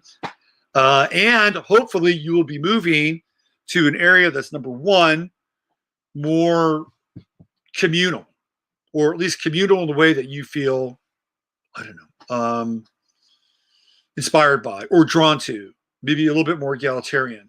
Now, of course, Saturn can be a bit challenging because there's a lot of things you have to work out, and there's logistics, and sometimes there's limitations. But with Jupiter there, it takes a little bit of the heaviness off of it, and there's can be the sense of expansion and opening. It's like, let's go, let's do this. Now, occasionally with Saturn here going through the fourth house, it's not just moving to a new place, but moving to a place with an actual intention, that you would be moving with a group of other people that would have kind of an Aquarian idea / ideal, and you would be kind of working this thing out. When it comes to your home, when it comes to your family life, it could also be the kindling and connection for extended family, new people. So, if you're somebody who's been isolated or alone, or you don't have a lot of family members, you have Saturn and Jupiter going through your fourth house, it could be a very exciting time. It could be feeling as if you're rediscovering a new family. If you have it going into this in the fifth house, that's hobbies and love and passions and pastimes and kids. When Saturn goes into the fifth house, it's like time to get serious about something you're into. It's like, okay, Saturn in the fifth house is kind of a drag, transit-wise. I will say that. Unless you are really digging into a hobby or something that you want to get really good at, in which case Saturn can be a very good transit through the fifth house. And just like every other house, Jupiter is there to expand the possibility. You can say, oh, I could never do that. I could never go pursue this because, well, it's just something that I really just enjoy doing, but I don't know if I'd ever be really good at it, in a professional sense, or, being able to, kind of attach my name to it and put all my time and effort and energy into it. But there's Jupiter. Jupiter said, come on. Jupiter's saying, come on, man. Come on, man. Open up and have Saturn kick in. With children, that's an interesting transit, because if you've had issues with your kids, right, Jupiter can open that up, and it can be like, oh, wow, okay, there's more possibility here. Like, I don't know, maybe you have kids that, over the course of the last year and a half, 2 years, that you've somehow been fragmented. But somehow, of course, we know people have been fragmented. But with Jupiter coming in, right, it could be a really interesting opportunity. Maybe you and your kids are, starting to see the bigger picture, or even in an Aquarian way. Let's say somebody comes into your life who's not even your own kid, but might be at the same age. And all of a sudden you've got a relationship with this person that's quite different than maybe your own biological children, because that's how Aquarius works. And if you're younger, it could be the same thing. Maybe there's somebody new coming in your life who's maybe not your parent, but kind of like maybe the age of your parent. And maybe you've been, split apart, or, the wheats from the tares thing. And all of a sudden it's like, wow, it's interesting. Also, Saturn in the fifth house, when it comes to love in Aquarius, it's unusual, right? It's unusual love. It's younger and older, older and younger. So again, every time I talk about Saturn, a lot of the effects of Saturn are going to be kind of ameliorated by the potential of Jupiter. And Jupiter, being the sort of the lead blocker for Saturn here in this case, in opening things up in a way, and Saturn's somebody go, oh, okay, there's a new form here. Sixth house has to do with your purpose, your service, your dharma, your health. It's also the sixth house is a house that has to do with like mentoring. This if you've got Saturn going through your sixth house, hopefully maybe what you've been doing with Capricorn, you've been working on something, right? With Saturn going through here, now you can take that Saturn thing and actually turn it into something like a vocation or type of work that you feel dharmically, predisposed or drawn to, right? And again, with Jupiter, it opens up. It's not like, oh shit, now I gotta really pay my fucking dues here. With Saturn, with Jupiter, it's a little bit different. It's like especially if you've gone through Capricorn, you've kind of earned it in some ways. It's like, okay, I've earned it. I'm ready. I'm ready to expand. Health-wise, it's also quite interesting in that there can be alternative potential for you to straighten your health out with Saturn going through this part of the chart, right? So again, I'm here to stress a bit of the positive with the Jupiter-Saturn conjunction. And these aspects, again, can last for 20 years because this is the nature of the next big Saturn-Jupiter cycle. Like this one will expire in 20 years. Here we go, seventh house, partnership, relationship. I like Saturn going through the seventh house. Again, through Aquarius, it's different. You're going to be a Leo rising. So you're going to have different kinds of relationships. But guess what? In many cases, if you've got Uranus or Aquarius rather on the seventh house cusp, your relationships are kind of flaky. I have to say it because that's just the nature of Uranus. It's not bad. It can be unusual, different, sometimes more friend-like. But Saturn now comes through and says, look, all that stuff that's been flaky and weird and different or, short-lived, like, this is a different time. Because Saturn comes in and says, all right, we're going to plant a flag here. We're going to work on something consistent and have some staying power, even though it's in the sign of Aquarius. And of course, Jupiter, lots of prospects. It goes out to you, Mr. David Palmer, Mr. Leo rising. So here we go. Let's go into the eighth house, which is where Saturn and Jupiter are going to be tomorrow night at 6:00 p.m. here. That has a lot to the Saturn transit of the eighth house is one of the most important transits in astrology because it really makes you dig down. Right? This is the underworld. This is the transit from, the you and another person here in the seventh house. The eighth house is alone, man. You got to go through that eighth house transit alone in a lot of ways. Though you may still be in a relationship and a partnership, but that relation, that partnership is not going to be really of assistance to you at times when Saturn goes through the eighth house. Now, the group might, with Aquarius, the group might, but what would that group be? It would be kind of an ancestral group because that's what the eighth house is about. This is also a house that has to do with other people's money and things like, cryptocurrencies that are associated with Aquarius, new values. And through Scorpio, it's what we attract to us. So tomorrow night, when this thing plants its flag here at 6:01, it's going to have a lot to do with what kind of new values, what kind of new paradigms do we want to attract to us? And when we get into the eighth house, what are you willing to do in order to bring them into being? This is a house of conception. What will you do? How will you commit to the dream? That is really what Saturn says here in Aquarius. This is your gut check. If you believe in the future, or you believe you have a sense of destiny, or you want to extract something, from your, Aquarian sort of core here that reaches out into the fourth dimension, the fifth dimension, the ancestral realm, this is the time to do it. This is really your gut check time. And you dig down and you make it happen. You say, God damn it, this is what I believe in. This is what I feel at a core level that I'm here to do, and how I feel as if the world or this domain it can be transformed, and this is going to be my role in it. And you may not know. You may not know exactly what it is because that's how Saturn works here. You got to work through it. You have to pare things away. Sometimes here, especially in Aquarius, it's going to be groups and friends. Sometimes it'll be a lonely journey. But guess what will happen? You will find people along the way. You'll find people along the way. And by the time Saturn emerges to the ninth house, guess what you'll have? You'll have an epiphany. You'll know exactly what it was about. And then guess what you'll do when Saturn comes up here? You'll be ready to teach it. You'll be ready to give that experience meaning, because that's what happens with the ninth house. So if you've got Jupiter and Saturn transiting up here through the ninth house, that's about opportunities to teach, higher consciousness. Like, this is your time. And it may start off awkward because, well, that's just the way these things go sometimes. But if you have Saturn here in the ninth house, you know, I've always thought that Saturn in the ninth house is really the aspect of the teacher. You know, and if you have Saturn in your ninth house natally, you come into it later in life. Like all the wisdom and all the shit and all the learning that you go through, you get to do something with it.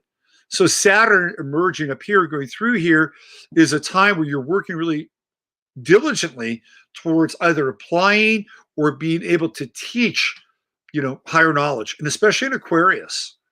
And there's global reach here with publishing, which I think is great. So if you've got Aquarius up here, this part of your chart, and you want to write and you want to publish and you want to get your ideas out there, man, next 3 years, next 20 years to dedicate whatever your life stream is on this planet, this is the time to do it, especially if those ideas are revolutionary, groundbreaking, and new. You may get resistance. If you're in a, let's say you have Aquarius up in this part of your chart and you're a traditional teacher at a university, you may get shut down. You may have to leave the university, but that's just the way it goes.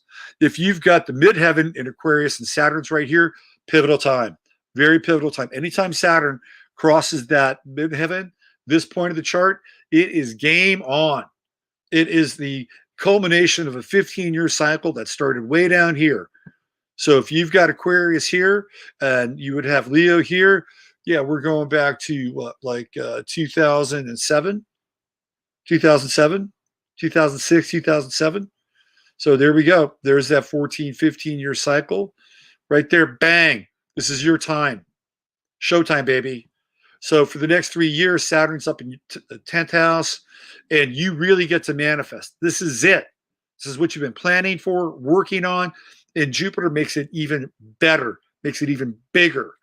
The 10th house is when you hit the world stage, right? But you cannot do it alone. That's the beauty of all this. None of us can do this alone. We have to be engaged with others so that we can reach our optimal, maximal potential. And guess what? So can they. So we're really now all in this together. That other bullshit, we weren't really all in it together, but we really are now.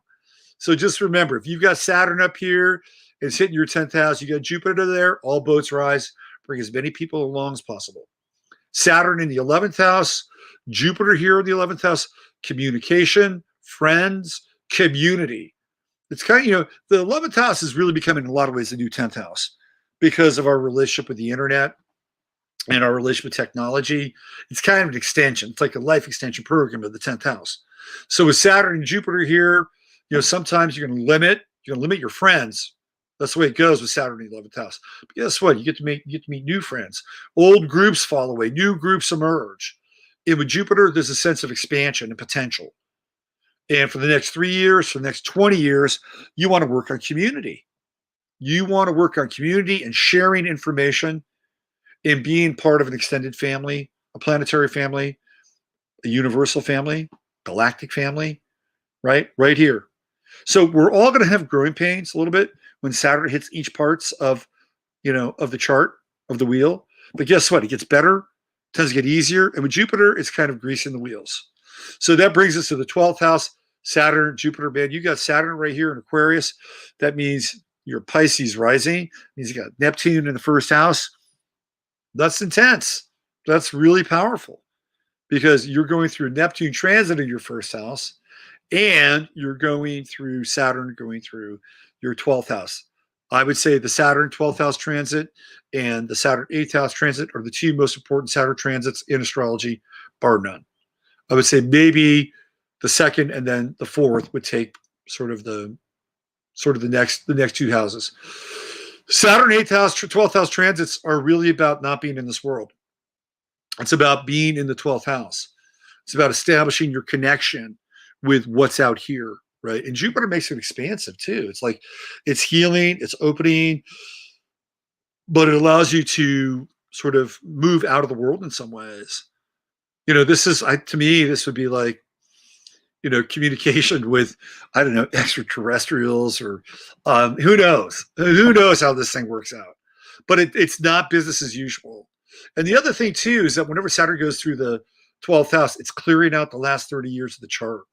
So anything that's unfinished gets to go through this part of the chart. It's kind of like a Bardo, and everything that hasn't been kind of lived through or resolved comes up for the next 3 years. And with Aquarius, people can change faces and roles all the time. So if you went through one thing with a person who was your friend, say in 1975, and you're going through something with another person now, like that person may be an approximation of that friend, but it may not be that friend. But it'd be just like that friend in some certain way. And you get to resolve these things, right? That's the way Saturn works going through the 12th house, and especially in Aquarius. And the idea here too is that, you got to dig deep for your dream, or you got to dig deep for the Aquarian payoff. Because when it hits the ascendant, that's when you get to put it into play. You get to reformat yourself.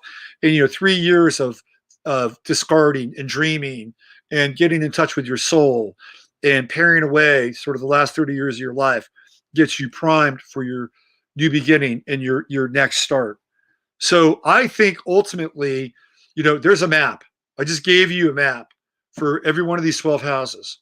And I think that there are really strong points with these transits. And again, you may feel some compression. At first, but you have to stay with it. That's the nature of Saturn.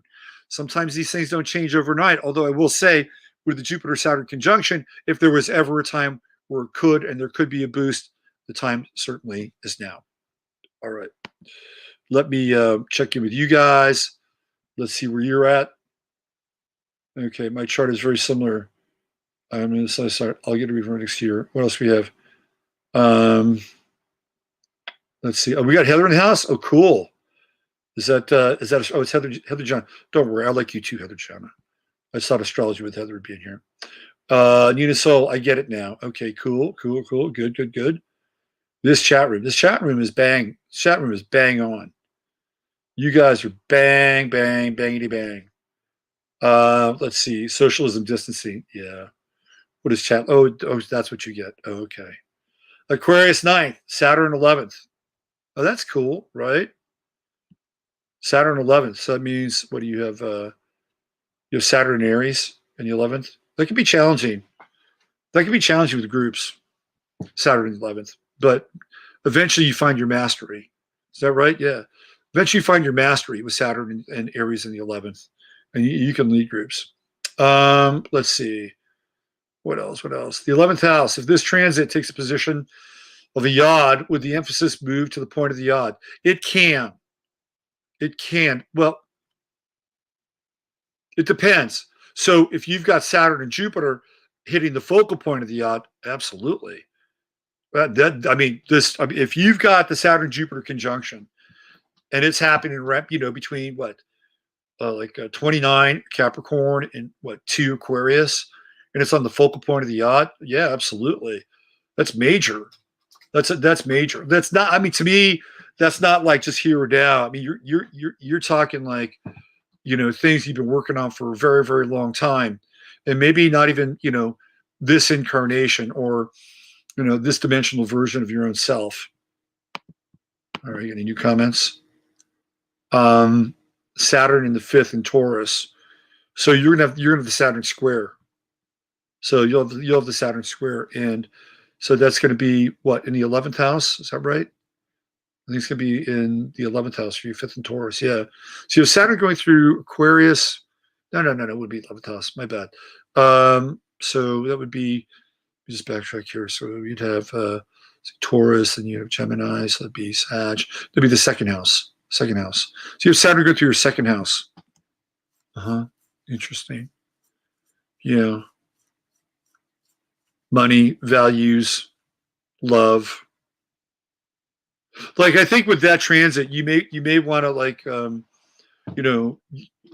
upgrade or modernize, or figure out how you can take something that's very traditional, solid, like Saturn and Taurus, and bring something new into it. And it may be unusual at first. It may be difficult at first, because Saturn and Taurus is really stubborn. It takes a lot to kind of break up Saturn Taurus patterns. It's not bad, but you're also going to have Uranus somewhere in the mix there too, right?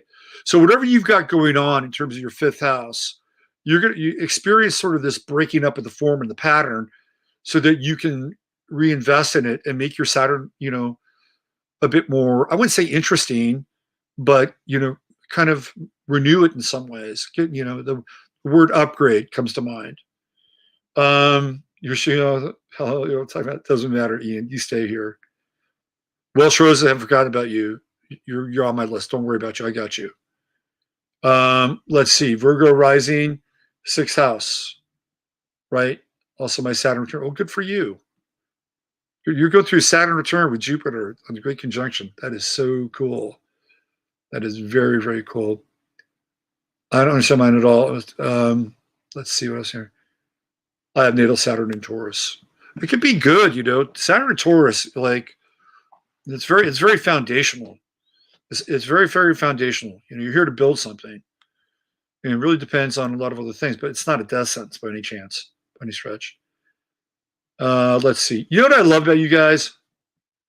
None of you are wearing masks in your pictures. None of you are wearing masks. I really appreciate that. Tell me the Bidens are going away. I hope. Well, Joe Biden is an Aquarius. I'm sorry, he's a Scorpio. So a lot of the stuff we're talking about with Saturn, especially, is going to be squaring his sun. It's going to be hard. I don't know. Who knows? Who knows with the Robotoids, what they got planned? But I just think that the Hunter Biden and Beau Biden shit is really, really weird. Do somewhere mask and pics. People, yeah, you go onto Twitter, people have fucking masks on. Like Andrew Yang is using his mask to virtue signal and end poverty. It's like, oh my God, give me a break. Give me a break. So let's check this out. I wanted to talk about the nativity. Now, I'm using a different model for the nativity. I am not using Christmas Eve, by the way. I'm not using Christmas Eve in -1. I'm actually using September 11th, because I've often felt that September 11th was really if you're going to go down the historical path of this being existing, and I know a lot of people say, well, he didn't exist, or he's Apollo, or he's Osiris, or he's this other guy from Greece, or this really wise man from Greece. I mean, there's a lot of different versions of this being, right? Known as Yeshua, Jesus, Sananda, Emmanuel. So this being, in my humble estimation, was born, if this being was born, and I do believe so, the 11th of September, which is why, if you go back and look at September 11th, it's kind of a big deal historically. And that's why they chose that day to demolish the Twin Towers and create the One World, right? The One World Trade Center. Anyway, so I decided to look at this day potentially as the nativity, not the 21st, because that's connected to a different day. That's connected to a whole different system. That's actually connected to Nimrod. And there's a lot of information around Nimrod and Cush and Semiramis, but this is a different story. Okay, so I was trying to ascertain if there was a conjunction during that time. So if we're looking at this idea of, the three wise men and Bethlehem and, the Star of David existing. I was trying to find it potentially on this date, right? So what I found was that there were two conjunctions that were pretty significant at that time. One was Jupiter and Pluto. Now, we wouldn't really call them it wouldn't be a super conjunction because, well, number one, it's not Jupiter and Saturn, but these luminaries were together at this time. And it's quite interesting because of the opposition here with Pisces and, the birth really of the Piscean age. So we have Mars and Uranus together in conjunction and retrograde at that time. So I thought that this was actually kind of interesting because you could see Mars, right? You could see Mars, and it would be, you would see it in the night sky. So let me just think about this. You would definitely see it in the night sky with Mars conjunct Uranus, although Uranus would be able to be seen by the naked eye. But technically speaking, right, they'd be lining up together, even though they didn't know Uranus existed at that time. But it's interesting because, when we think of Mars, we think of the procreative principle of Mars, right? That Mars is procreative. And we talk about the birth of the Piscean age. And we could kind of see this here, especially with the midheaven at 17 degrees. Now, if we were to flip this and flip it to, say, even 9/11 that night, we'd have Mars and Uranus in a different position of the chart, and but they'd still be together. They would still be in conjunction with one another. And here we have Sun, Jupiter, right here, right, as well, right? They're also conjunct, kind of a wide conjunct. A lot of Virgo. And Pluto and Virgo, which gets us back into that 1960s period. What's interesting about this chart is there are two elements here that are very much related to the 1960s. In the 1960s, Neptune was in Scorpio and Pluto was in Virgo. And in a lot of ways, people thought that the 1960s was sort of the stand-in for the Aquarian age. I mean, you had the fifth dimension talking about the age of Aquarius, and you had Woodstock, and the gathering, all these, incredible festivals and groups. So we have these two aspects with Neptune and Pluto that were around during the 60s, around here during this time as well. It's interesting. And then we have the moon in Cancer at 1 degree, and it's at the midpoint between Uranus and Mars, and then Sun, Jupiter. So it's about a 3/4 moon. It's not quite new, obviously. It's a 3/4 moon, and it's getting ready to go balsamic. But we also have the South Node here, which I think is also interesting. And it has a lot to do with the feminine, right, and the mother. And even this idea that, let's say this was the night that the physical being known as Jesus, Yeshua, Sonata Emmanuel, was born, that the actual conditions of the birth might be challenging, like the manger and, getting, turned out from, this end. And it's like the Hotel 6 was closed.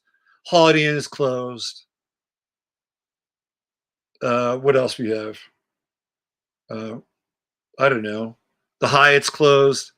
So they wind up in this humble manger, basically born amongst the animals, right? That, that's the South Node conjunct the moon right there. Like theoretically not the most ideal condition. Not the most ideal condition for birth. I think it's kind of interesting. The other thing that I think is interesting, and again, I just picked this time, but the other thing that's interesting is Saturn in the 12th house, and it's in Gemini. And here we go, right? Here's that true node creeping up right here, getting very close to where Saturn was at that time at 16 Gemini. And the 12th house is interesting as well because, I often talk about the 12th house as being the house of the soul. So what do we have with Saturn? We have duality. And what did Sananda say? To be in this world but not of it. There's your Saturn Gemini, like presence in the 12th house. And then here's that in conjunct, really interesting to Neptune, right? The broken path and how to kind of live this out in the world. It is not an easy path. The broken path being the way of the spirit, and listening to this like communication in the 12th house. It's like, what do you want me to do? What do you want me to do? What's my walk here? And the broken path to Neptune. And, even if it was 9 hours later, or even say 18 hours later, that inconjunct would still be there. And that enigma or that paradox would still be there as well. And in some ways, maybe this is our inconjunct, our pattern, to try to understand what's going on in the world. And these are tough aspects. Let me tell you, like this is a really, difficult T-square. This is a difficult T-square to live out the theoretically the next, 2000 and what, 21 years, 2022 years next year or year after next. These would be the theoretical conflicts of the West, or the theoretical conflicts of a particular tradition, or the theoretical conflicts of grounding something with these very powerful mutable elements. We have some cardinality here with Mercury and Venus trying to work things out. It's an interesting chart, and it poses more challenge and more work than it does in some ways promise or magic, right? What we do have here is endurance. We do have the one trine from Venus to Saturn, which is theoretically having a relationship, a defined and consistent relationship with the ineffable in the 12th house. Like, to me, this would represent some degree of faith. Like, it's not going anywhere. We're gonna ground this relationship, because it's Libra with Saturn here, in a way that's really grounded, or in a way that's really committed. And then the other thing here is the sextile between the Sun and Neptune in the opening, right? Sort of the opening to the mystic path. Anyway, I thought this was interesting because I was trying to, wrap my head around, well, is there something similar that happened during the birth of this historical being?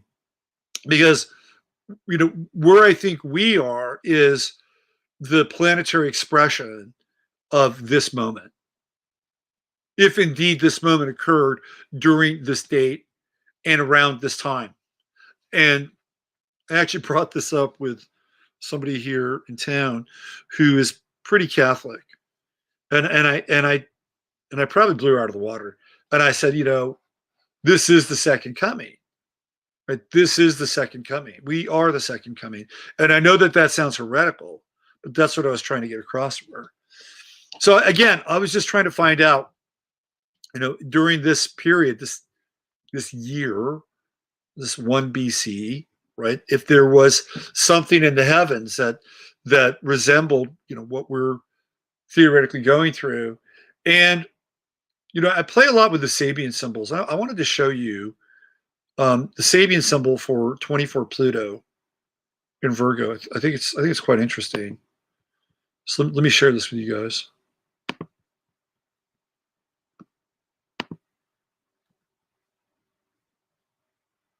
And it really is 24 Virgo. It's not moving to 25. It's pretty entrenched at 24. Whoops, sorry, my bad. It's really entrenched at 24. There it is. Oh man. It's here.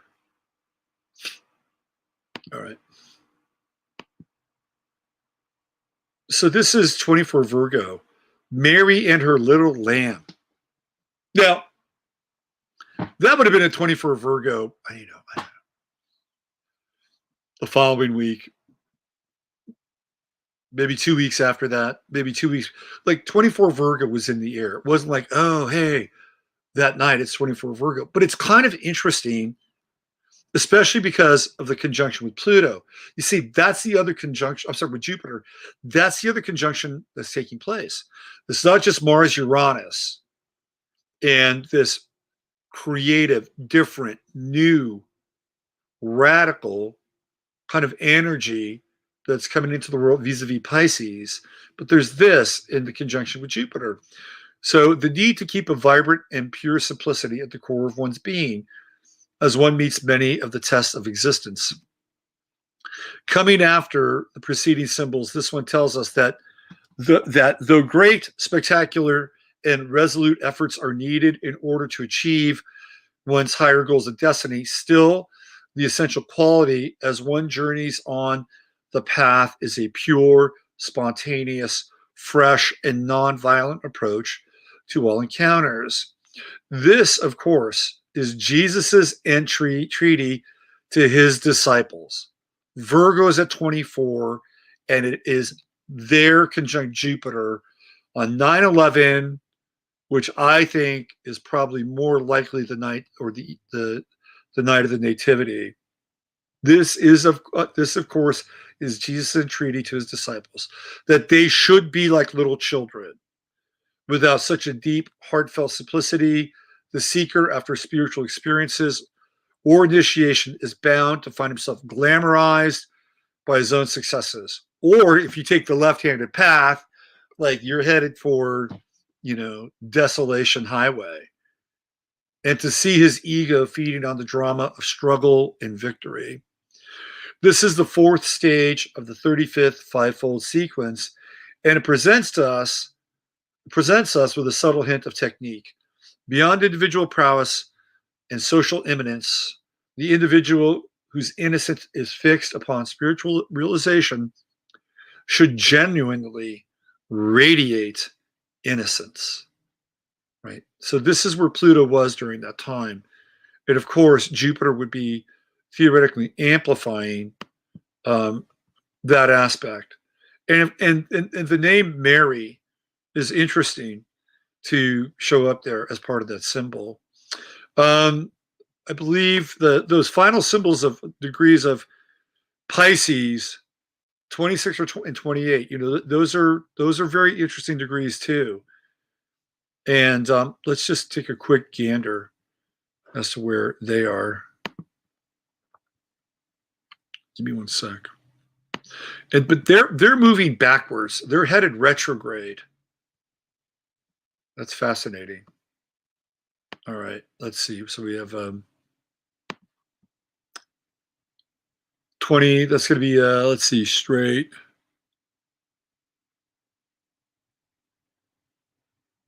Straight 28 and then straight 26. Let me just zoom in here. I want to make sure I get the right. Yeah, so it's straight 28, straight 26, and then 17 on the midheaven. I mean, let's just look at 28, 26, see where we are.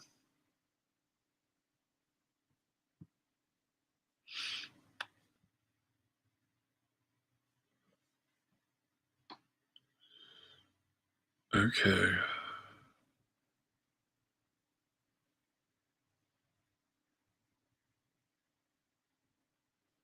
Oh, this is interesting. Okay, here we go. I like this. I like this. Okay. So 28.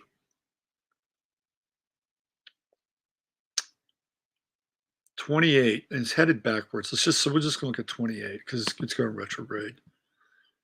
So 28. If you don't know the Sabian symbols, they were created by Mark Edmund Jones and Elsie Wheeler back in, the early 30s, San Diego, California. Mark Edmund Jones, an astrologer, saw himself as a descendant of the Sabian Brotherhood coming out of Babylon, a high priest of the cosmic arts. So this is 28. It's a beautiful symbol. A fertile garden under the full moon reveals a variety of full-grown vegetables, the full satisfaction of the individual's needs, basic needs. This symbol would seem a duplication of the preceding one, but if it is related to the first of this fivefold series, phase 356, its meaning becomes clear. What is stressed now is not the full moon itself or its light, but the moon's power to call forth the instinctive urge for growth. Many things respond in many different ways. The symbol refers to a typical garden, not a field. Such a garden contains a variety of plants, herbs, and vegetables grown specifically to fill an equal variety of human needs and tastes. In this sense, the third symbol of this 70-second sequence combines the meanings of the first two. It is a symbol of abundance, an abundance fitted to individualized requirements and wants. That's a really interesting symbol. The way that Rudyard interprets it, it means that we shall not want. We shall not want. That via the light of the moon, the full moon, we get to see all these wonderful vegetables that are there, full-grown vegetables. We stumble upon them. It's illuminated in the dark.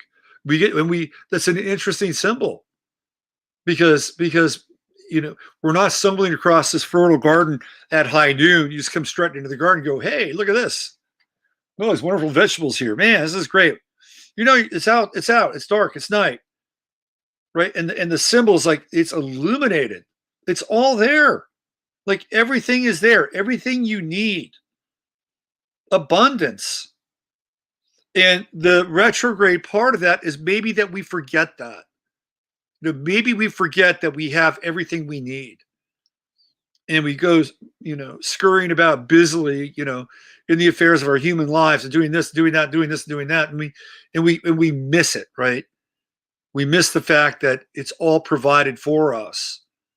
If we can remember that, this is what this degree is telling us theoretically vis-a-vis the symbol. And the retrograde, I think, is the remembering, right? And with Uranus, it's radical. It's a departure.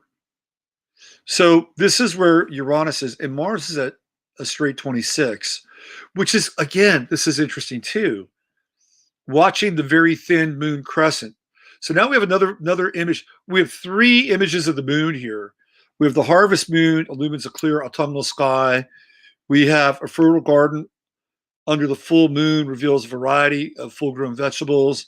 And then we have here, watching the very thin moon crescent appearing at sunset, different people realize that the time has come to go ahead with their different projects.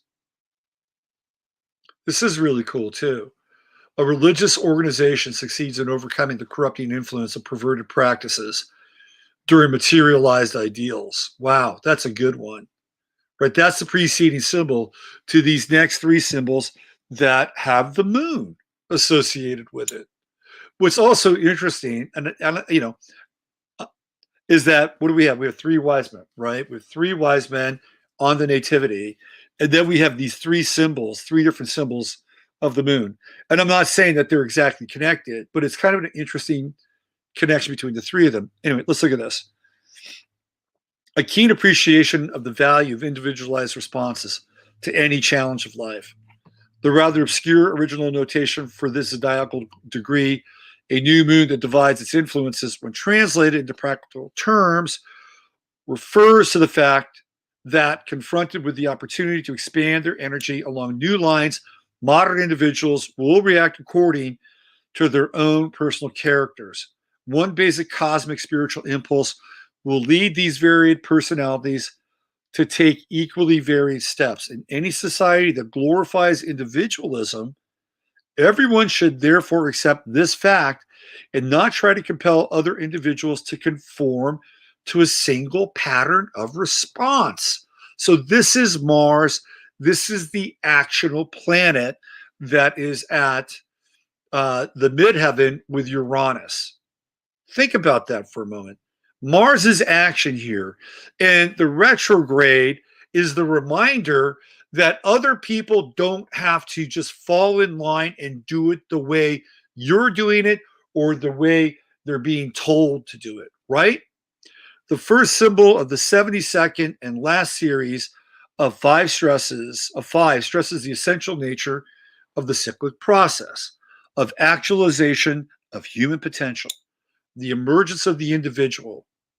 This should lead to a realization of the fallacy of totalitarianism. At times, we can all act like despots, demanding that others react to any situation exactly as we do. So this symbol is a reminder that the thin crescent moon, and we're assuming that this is just after the new moon, right?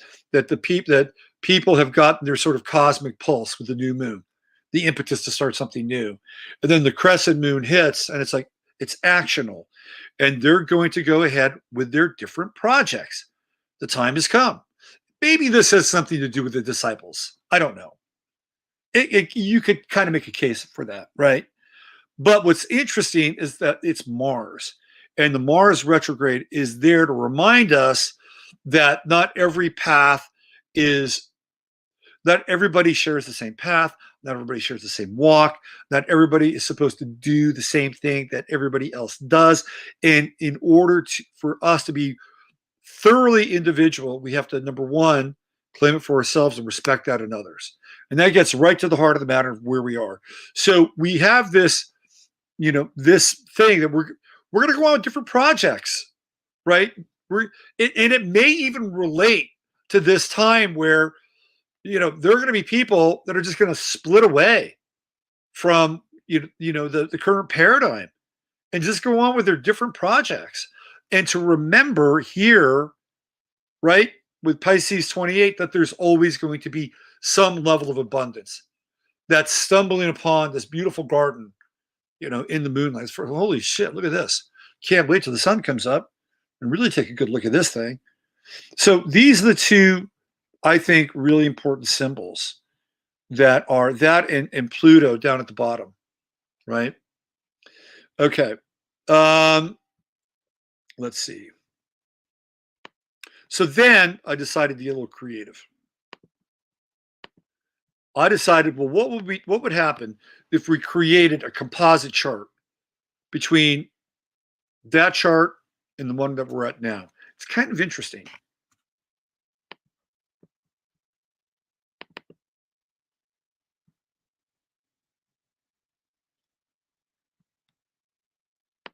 Let me show you.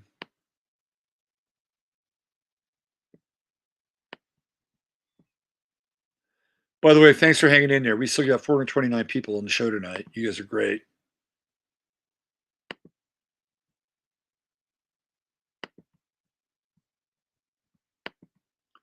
We got a few more things to cover too. Okay, so here we go. I decided to create a composite chart. So for those of you who don't know what a composite chart is, it's when you take two charts and you literally find the midpoint between everything. The midpoint with the ascendant, ascendant in one chart, the ascendant in the other chart. You find the midpoint between every single planet and you apply those midpoints so that the two charts are basically meeting each other in the middle. All right. So what's really interesting about this chart is, well, number one, it still has that Cancer ascendant that the nativity chart had, right? So that's there, and I think we were dealing with what Cancer ascendant on the other chart too. So the Cancer ascendant doesn't really go away. Doesn't go away. It's still there at 4 degrees, which is good. I like it. I like Cancer here for this. But here we have all these planets lined up in Scorpio. Sun, Venus, Mercury, Pluto, Jupiter. That is frigging transformation right there. Right? These are the agents of transformation. The scorpionic agents of transformation are in play. And here's that Taurus moon, and looking pretty full based on the midpoint composite. So it's not quite a seesaw chart, not quite a bucket chart, but it's interesting because the moon definitely feels like a focal point. Like this idea of being grounded, and this fullness and this fertility of the Taurus moon. It's 16 degrees. It's in that second decan. It's going to put it in the Virgo decan, which makes it also very practical. But here's that moonlight, right? This is the fertile garden, under the light of the moon. It's a full moon, right? So there, the fertility it's baked in with Taurus. But these are the agents of transformation, right here, right? This is the collective. This is the collective, self in Scorpio, related to Venus, very tight relationship, right? The relationship of transformation. Mercury going deep, profound. Pluto, deep social change, also representative of millennials. And then Jupiter here we got a really powerful conjunction with Jupiter and Pluto, kind of like the Jupiter-Pluto conjunction that was in that nativity date. So to me, this is really very powerful, really powerful. And then up here, we have a lot of Aries energy, Uranus, Aries, Mars, Aries, Saturn, Aries, Chiron, Aries. This all has to do with the will, and working out the will in a very kind of complicated way and trying to break through with the Mars Uranus midpoint between Saturn and Uranus here, and using this energy, but it's also in a lot of ways to me at the top of the chart in the ninth house. This could be the forces of not entropy, but these could be the forces of dominance, right? Like Aries here could take on a really kind of hardcore, top down, heavy, kind of fascistic tone in the 10th house. In squaring Neptune, there's elements of sacrifice here with this. But then the idea is to go from here, right here, to use the energies that are aggregate in Scorpio, and then move to the 11th house. What is the 11th house? The 11th house is ruled by Aquarius. And this is the new home, right? This is the new ground in Taurus. And then we have the spiritual communion with Neptune, right? The meeting with others in the 7th house. And it's fine here, right? Neptune is sextiling Scorpio here. It's fine here. And guess what? It's fine here. It's in trine with the moon, but it's not fine here. These dominant forces. And guess what? We have, Mars in Aries now, right? Of course we have it now because it would be here because it's part of the midpoint. But this is where there's conflict. We're seeking peace.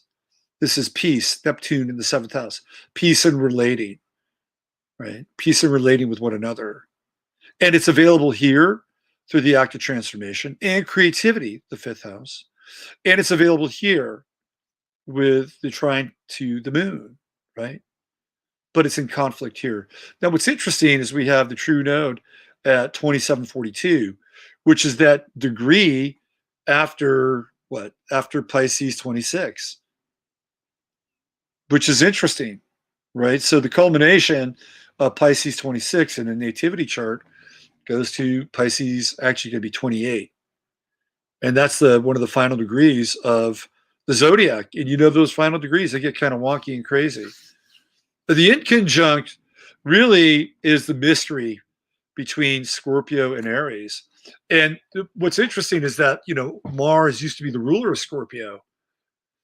So somehow there is this kind of rebraiding or rebonding between the original source of Scorpio, right? And Scorpio here is feminine, and Aries here is masculine. So it's like the rejoining of the masculine and the feminine vis-a-vis Mars, which was the original ruler of Scorpio. And this is part of the mystery, this inconjunct. This is actually a really interesting chart, super interesting chart. And it would also put transiting Neptune right here, right now, on this composite chart. Aquarius, of course, would be over here, right? We'd have the Aquarian planets in the 8th house, pretty much like where they would be, well, tomorrow, for that matter. Anyway, it's kind of an unusual exercise, and I'm playing with a lot of different variables, but sometimes sometimes when you experiment with things, you get some interesting results, and new ways of looking at older material can be revealed, right? So play with it yourself, see what it feels like. To me, it seems like we were in the midst of birthing something new, and we are definitely in some kind of conflict with these very martial forces in a lot of ways. But this is our new home, right? This is our new home in the 11th house, Taurus, grounded. All right. Here we go. What do you guys think? Okay. You guys are talking about alpacas. You want to see something funny? Want to see something funny? Check this out.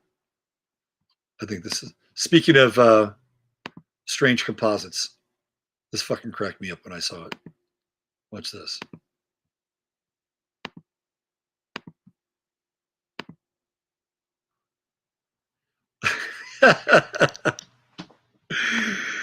That is hilarious.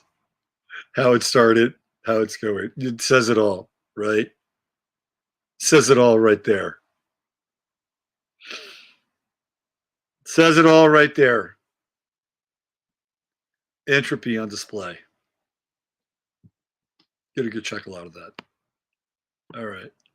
All right. I got a few more things to cover. It's kind of a long night, man. I've been doing this for 3 hours. But hey, how often do you have the super conjunction coming on? Not, doesn't happen very often.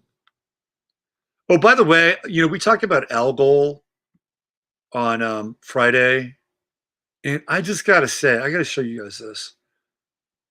God, where is it? Ah, these totalitarians, man, drive me fucking nuts. Just nuts. Yeah, I just got to give it up to Marina Darkstar. Her entry on Algol, so good, so good. I gotta bring this up. Props, Marina. I want to have you back on one of these days. This is the thing that when I saw this the other day, it blew my mind. Demon alcohol. The Arab word for alcohol means the demon. Alcohol comes from the word algol. Alcohol disintegrates and dries us out. So it literally petrifies. It turns us into zombies. We lose our head and our sovereignty. It is easy for a dictator to brainwash a nation of drunks. At the same time, crime is also fueled by alcohol, giving us a false sense of bravado. Morals become loosened. The shaft of the abyss, from which smoke rises like a great furnace, reeks of alcohol. That woman of the apocalypse of St. John, dressed in purple and scarlet and adorned in gold, precious stones and pearls, drinks alcohol. She holds a golden cup in her hands, full of abominations and the filthiness of her fornication. That is the great whore, whose number is 666. So this is a great, really, really great entry on Algol right here. Marina Darkstar, as always, just knocking it out of the world. Out of the world. I'll put that in here so you guys get that right there. Check that out. It's because we were talking about Algol the other day with Ra, and I was reading that this weekend. It was like bang on. Okay. So I wanted to bring up a few things about Aquarius in general, because it seems like that's where we're going. We're going there. Whether you like it or not, we're going there. In all of its permutations. Both the cruelty, because sometimes Aquarius can be cruel, okay? Like sometimes it's a cruel sign. When scientists or researchers get into their Aquarian mode and just start dissecting shit using animals, and that's a very Aquarian thing. It's very detached. You think that you're doing whatever you're doing for the greater good, and so what if you jack a bunch of electrodes into a monkey's brain? They got this new one where they can control mice like at a distance and shit. It's like that to me, that's the dark side of Aquarius, and it's cruel. It's absolutely cruel. Then there's the humanitarian side of Aquarius, which is very, very different. And we're in the battle for that right now. This is the Saturn-Jupiter conjunction. This is the spin cycle. Okay, so I'm going to show you guys this. And this is the let me just see where we. It's going to get the right. Oh, it's a. Is it a? Oh yeah, it's a. Hold on. This is what Aquarius theoretically looks like, right? So Aquarius is the water bearer, the message bearer. And here Aquarius is emptying its contents across the ecliptic. And here we see the goat, right? Capricorn. And then we have the fish, and Pisces is here, but this is a fish, Pisces australis. And it's interesting because the water is spirit, right? Theoretically, the water is spirit, the water is emotion, and it literally Aquarius is bringing water and spirit to the ecliptic, right here, literally flowing into the ecliptic. You know, the thirst for knowledge across the ecliptic, and here comes Aquarius. You know, the bearer of spirit, the bearer of the essence of life. It's a really interesting symbol, right? And it's all becoming kind of unlocked now. The urn is being turned over, and what's ever been accumulated in the urn is now it's being deposited. And sometimes water can be brackish, or sometimes it can be old water, or sometimes, you know, it needs to have some level of purification. So whatever is in the urn, whatever has been accumulated, that's what's being released now. And you know, and it's the last 2000 theoretically 2021 years, if we're playing with that time cycle. But whatever time cycle we are playing with, because theoretically we are going into the reset, right? The contents of the urn are being turned over. And that can be both, you know, positive and negative, depending upon what's in that urn. So this is the time. This is the time where the message bearer is unleashing the contents of accumulation. And there are some really fascinating connections also with this idea of water and the message bearer and the contents being unleashed or released, and that being related to things like floods and resets. So I wanted to show you, and again, when I looked at the star card, which is related to Aquarius, and again, there's this Tartarian thing cycling around, and John mentioned me on my show, and of course I mentioned John on my show. So there seems to be this like entanglement going on now. And so when I looked at the star card with Aquarius, or of Aquarius, through this kind of Tartarian lens, it began to take on a really different connotation for me. And I'll show you why. You guys will get this when I'll show it to you.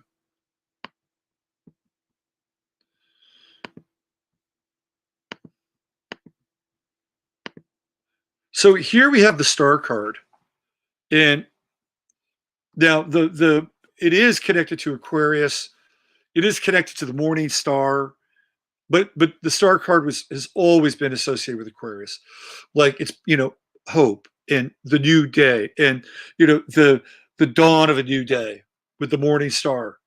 And here we have again the water bearer.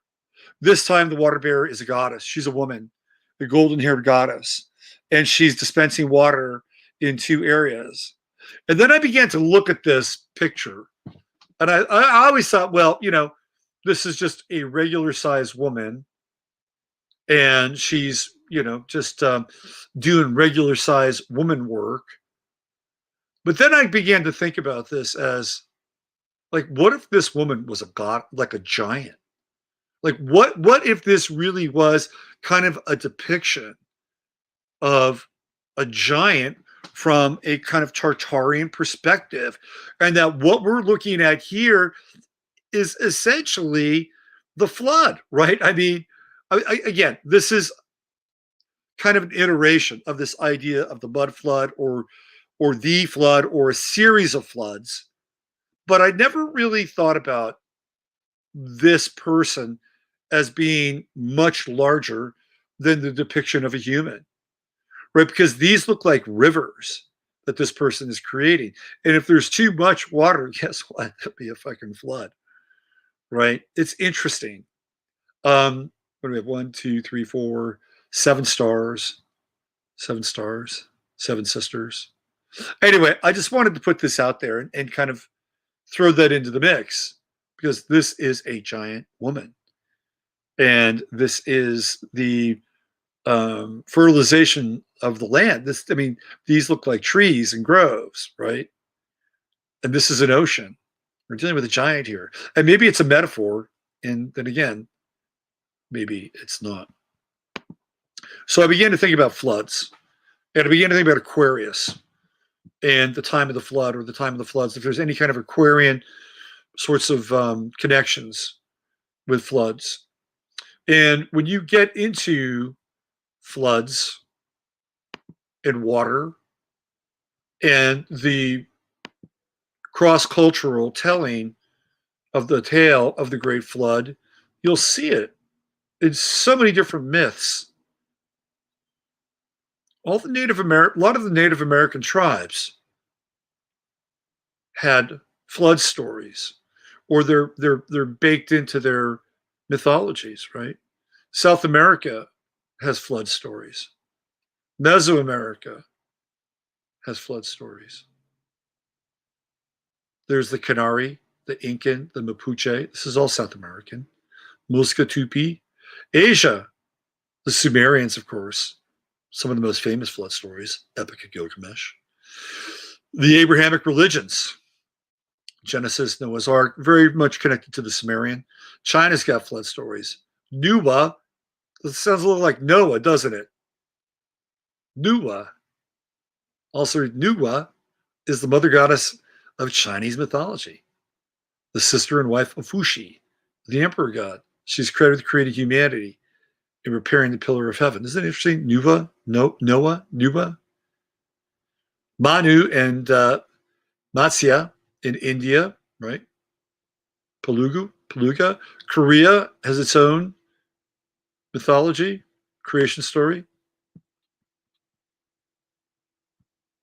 The Philippines have Igorot, Thailand, Taiwan, classical Europe, ancient Greek flood myths. I mean, they're all over the place. There is not one corner of the planet that doesn't really have a myth or a creation story associated with the flood. Now, Africa has relatively few flood legends. I was going to bring that up. But Egypt is in there, and the Nile floods all the time. So Africa is one of the few areas where these are not as cross-cultural as they are across all these different regions. The Hopi, of course, is one of the more famous ones. And we'll check in with the Hopi here. Give me 1 second. It's pretty interesting. Let's see. It's right there. So it's about the entrance into the fourth world. And of course, the Hopi being associated with Arizona, the Grand Canyon, the Four Corners area. And it sounds to me like, but this is here. This is where we get into something very similar to the Noah or the Utnapishtim story in the Epic of Gilgamesh.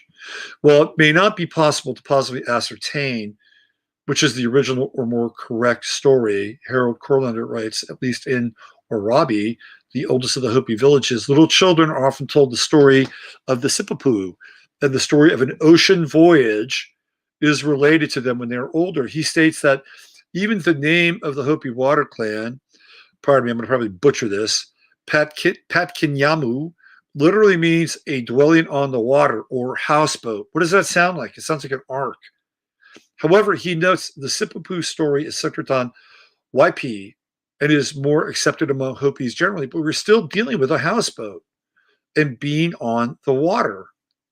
According to Barry Pritzker, in this fourth world, the people learned many lessons about the proper way to live. They learned to worship Masawu, who ensured that the dead returned safely to the underworld, and who gave them the four sacred tablets that, in symbolic form, outlined their wanderings and their proper behavior in the fourth world. Masawu also told the people to watch for the Pahana, the lost white brother. Isn't that interesting? So here we go. Upon their arrival in the fourth world, the Hopis divided and went on a series of great migrations throughout the land. Sometimes they would stop and build a town, then abandon it and continue on with the migration. They would leave their symbols behind on the rocks to show that the Hopi had been there. Long the divided people wandered in groups of families, eventually forming clans named after an event or sign that a particular group received upon its journey. These clans would travel for some time as a unified community. It's very Aquarian, by the way. But almost inevitably, a disagreement would occur. The clan would split, and each portion would go their separate way. That's kind of like that symbol, that Sabian symbol of Mars, where people say, hey, fuck it. You go do your project, and I'll go do my project. Let's see. All right. However, the clans traveled after goes, okay. Followed by wickedness and contention. And separation played an important part of the Hopi mythos. The set pattern seemingly began in the first world. It continues even into recent history. In the course of their migration, each Hopi clan was to go to the farthest extremity of the land in every direction. Far in the north was a land of snow and ice, which Led Zeppelin sang about, called the Back Door. But this was closed to the Hopi. However, the Hopi say that other peoples came through the back door even to the fourth world. So is that the bridge, the Bering Land Bridge, which connected Asia with North America? The Hopi were led on their migrations by various signs or were helped along by Spider Woman.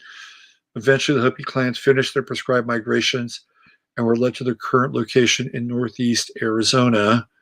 Most Hopi traditions have it that they were given their land by Masawu, the spirit of death, and the master of the fourth world. Now, these various worlds are also likened in some cases to resets. So here we go. We're in another Aquarian phase, which again suggests that that there is a flood or a deluge myth or creation piece that's associated, and clearly we are in an information overload. We are flooded with information. That's the metaphor now. But could we be hit with more than just a flood of information? Could it take on another resonance or another sort of recapitulation or reanimation of another time where the floodgates are open, where the essence of Aquarius is spilled, throughout our physical domain? And is it a spiritual one, or will it be a spiritual and physical manifestation? Because it seems like there's a theme here with Aquarius, right? That there's the releasing of the contents. Now, I'm going to show you one more thing, and then I'm going to wrap it up tonight. And thanks for hanging in there. You guys have been great. But I wanted to show you the Great Flood of 1844. Now, this theoretically predates that 1849, 1850, 1855 period where things begin to change. So I want to show you this Great Flood of 1844. And it's right here from the old wiki. The Great Flood of 1844 is the biggest flood ever recorded on the Missouri and the upper Mississippi River in North America in terms of discharge. The adjusted economic impact was not as great as subsequent floods because of the small population in the region at the time. But we don't really know these things. When we get into the 1850s, we get into that post 1850 World's Fair exhibition era, like things get very weird. So this supposedly happens in 1844. The flood devastation was particularly widespread since the region had few levees at the time. So the waters were able to spread far from the normal banks. Among the hardest hit in terms of mortality were the Wyandotte Indians, who lost 100 people in the diseases that occurred after the flood in the vicinity of today's Kansas City. The flood formed a sandbar in front of Wayne City, landing in Independence, Missouri, which caused settlers to go further west to Westport, landing in Kansas City. So this is a pretty significant flood. And there's a few others. There's the flood of 1851. While the Great Flood of 1851 was the most severe in Iowa, it also affected Mississippi. So this flood is happening around the time of where Pluto is going into, let's see, Uranus is moving into Taurus. Pluto is moving into Taurus, right around here, 1851. This is big. Right? This is just, I mean, look at these floods. You got 1844, you got the flood of 1851, the Great Flood of 1851. So you have all these floods taking place during that time where theoretically they're coming out of this weird sort of kind of mud flood epoch or mud flood era. So I wanted to look at where the astrology was in 1844. So I wanted to show you something that was really interesting about this. And then I'm going to get out of here. You guys have been great. Long night. But a lot to talk about. You know, we're not going to have another great conjunction for 20 years. So I may as well have a long show and just get it out of the way, right? Okay, so let me show you the astrology for 1844. It's really interesting. So what do we got? Saturn in Aquarius. Look at that. Saturn in Aquarius. Boom. What else do we have? Neptune in Aquarius. Can you say water? Can you say water bearer? Right there. Bang. And guess what? Jupiter, for a brief period of time, Jupiter-Uranus conjunction, Pisces. So we have water here, right here, from here. I guess we could, so here's Jupiter right here. There's Jupiter. There's Venus right there. So we have Venus in Pisces, Jupiter in Pisces, Uranus in Pisces. We have Saturn in Aquarius, Neptune in Aquarius. Water, water, water, right? Water with Pisces and water with the water bearer. Well, why don't we just throw Venus in there for shits and giggles, right? Oh, how about the Aquarian sun? So when you look at, I tried to get into that great flood of 1844, and there's really no date, at least not at a cursory level. But I'm telling you, there is plenty of water celestially, or plenty of water astrologically. And Aquarius, at least really here at the beginning, is playing a pretty significant role. Now, Uranus will eventually move, I think, into Pisces, right? By the end of the cycle. Is it this year? No, it's not this year. But Uranus is going to be in Aquarius the entire time of 1844, and so will Saturn. They're not going to be really conjunct, right? But they're in the same sign. And again, early on, when you have Mars and sorry, that's Neptune. My bad. That's Saturn and Neptune. Then Uranus and Mars. That's just really bizarre. So you have Neptune, which of course rules water, right? Rules water fluid in Aquarius, and then Saturn coming in, kicking in here, bang, right there. Hello. So we have the elements of the Great Flood.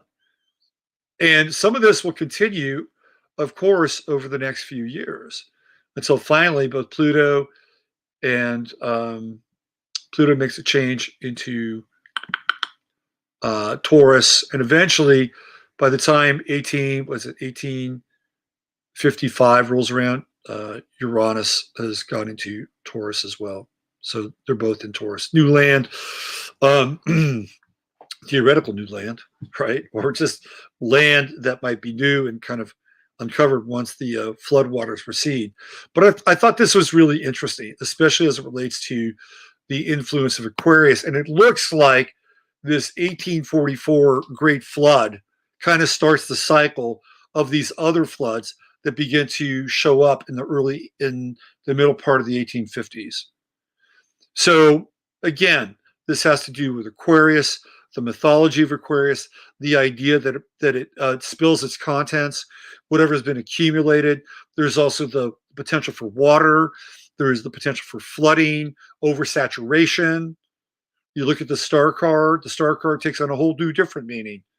That this this goddess of hope, this goddess of the morning star, could be a freaking giant, and literally watering or even flooding the landscape. So there's a lot to play with here, right? And the one thing that it's really important to stay with is that we're in a really fluid situation, and there's a pun intended, both not only with Aquarius, but Neptune in Pisces as well. So this is a really fluid situation. It's a really fluid time, and try not to get attached to too many things in terms of the outer world. Like, I think it's important to activate some of these codes that are just waiting to get unlocked inside of us, but try not to get too attached to what's going on out there. What happens to Biden or what happens to Trump, or there's a lot happening, and the situation is really fluid. Just remember that. The one thing that we do have to pay attention to is the Saturnian impact of Aquarius, where Jupiter makes it bigger. And remember that 1 degree of Mars that we're looking at, which is sort of like the, being aware of totalitarianism. Let me just show you one more thing before I get out of here, because this is kind of, the how do I say this? The frightening part, perhaps, or the part that we need to be aware of. Remember, these things are fluid. Just keep reminding yourself that. So check this out. This is just so fucking bizarre. Senator calls for death penalty Republicans challenging election. According to Senator Jeanne Shaheen, Democrat, New Hampshire, Republican lawmakers who refuse to accept President-elect Joe Biden's electoral victory are bordering on sedition and treason. Each one of us who are serving as senators took an oath to uphold and defend the Constitution. They're inverting everything of the United States. One of the most fun, blah, blah, blah, blah, blah, blah, blah. Okay. So she's saying that hey, you do this and, you shall suffer death. That's what she's saying. So again, this is the totalitarianism that can be inherent with Saturn in Aquarius, and then Jupiter making it bigger, expanding it. So there's that.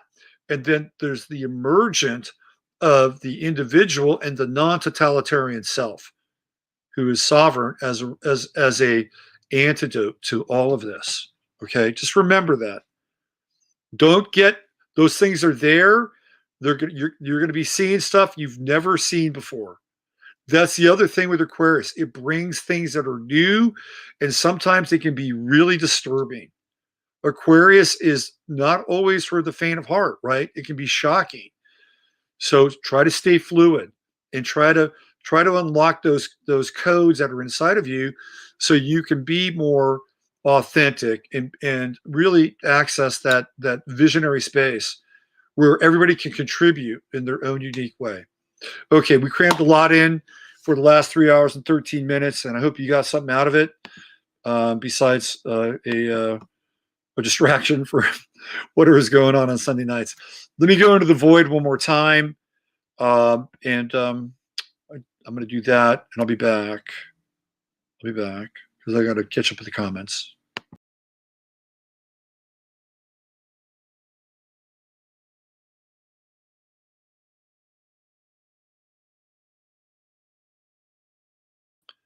All right. So, I just want to, we're in the time of, thanks and gratitude for, who we are and what we are, no matter how difficult or challenging our situations are and can be. So I think it's always, it's not always easy, but I think it's important to remember that. And in a true Aquarian fashion, water those seeds of gratitude inside of ourselves. I just want to say thank you to everybody that supported my work in this past year and chimed in and watched the shows. And again, I apologize. I've just been so slammed. I will get to you, and I will tackle sessions and readings. I've just got to dig myself out of. It's just I hit like this new kind of peak level, and I've been just sort of overwhelmed. But I promise I will get there. Peak level in terms of like I don't know, saturation, and not saturation, but just new people, right? So hang in there. I promise I will get to you. But again, thank you so much for supporting the show, supporting my work, and other people that have been a part of the ongoing evolution of what we're doing. And there are plenty of them. We have Masaki Miyagawa and Emily Moyer and Rock Castaldo, my buddy Glenn Streeter, Joan Sefcik, the fantastic biological superhuman duper person dentist.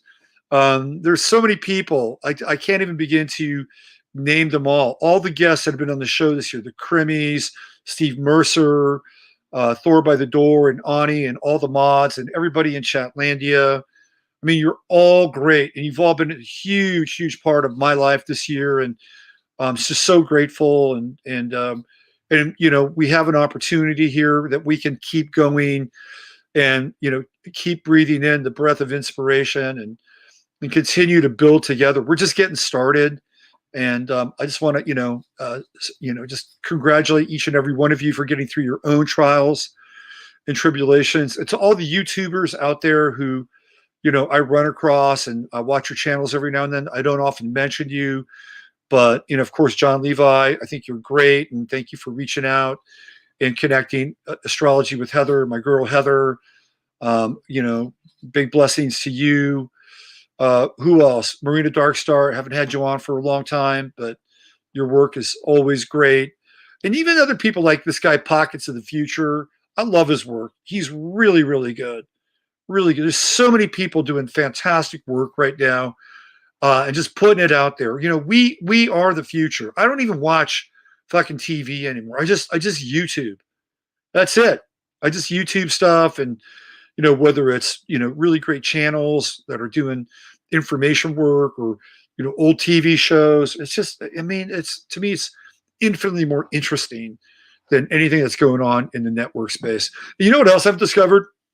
A bunch of kids, young guys who are blowing the fucking cover on the NFL.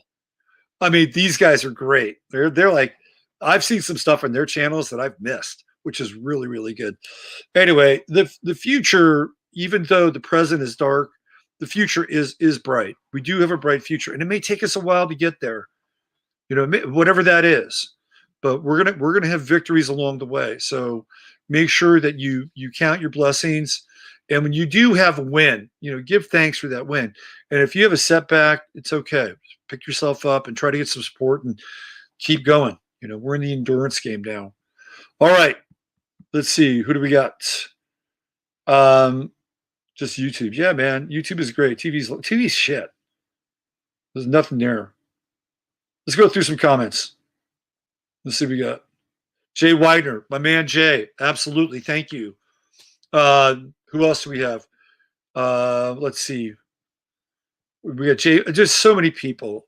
Just so much good content out there right now. Let's see. Anybody else? Let's see. Astrology is the beacon. Astrology is a really good map.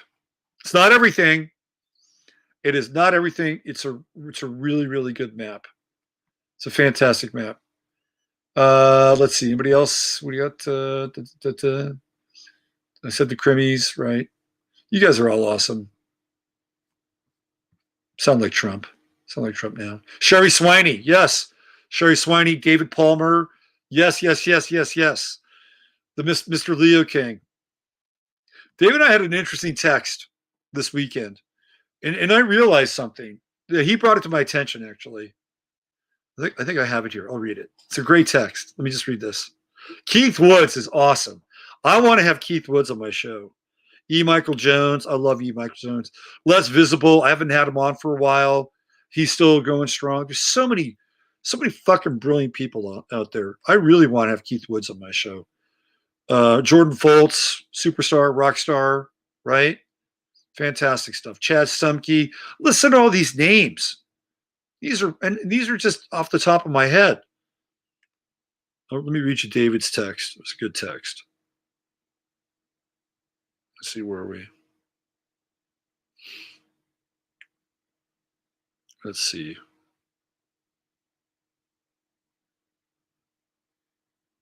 Let's see, we go here. He sent me the coolest text. But I thought it was here it is.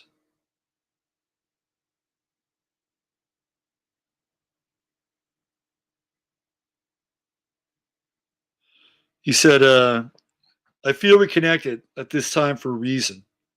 I said we should jam more. He agreed with that. He says, I agree with the reason part. I'm going to leave the rest of the text out. But one of the things that was really interesting, and I thought about this, is that he lives in Huntington Beach.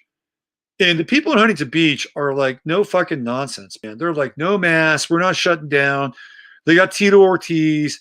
They got a bunch of these MMA warriors that are running, that are like, fuck no, man. We're going to keep this thing open, and fuck you, Gavin Newsom, right? And that's where David is. And I'm here in Fredericksburg, and we're showing up on The Guardian.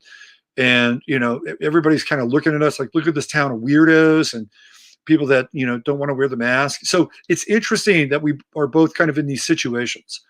So yes, big ups to David Palmer. And there we go. All right, I'm out here. All right, everybody. Use your head and door to discern what's real, your heart to say what's possible.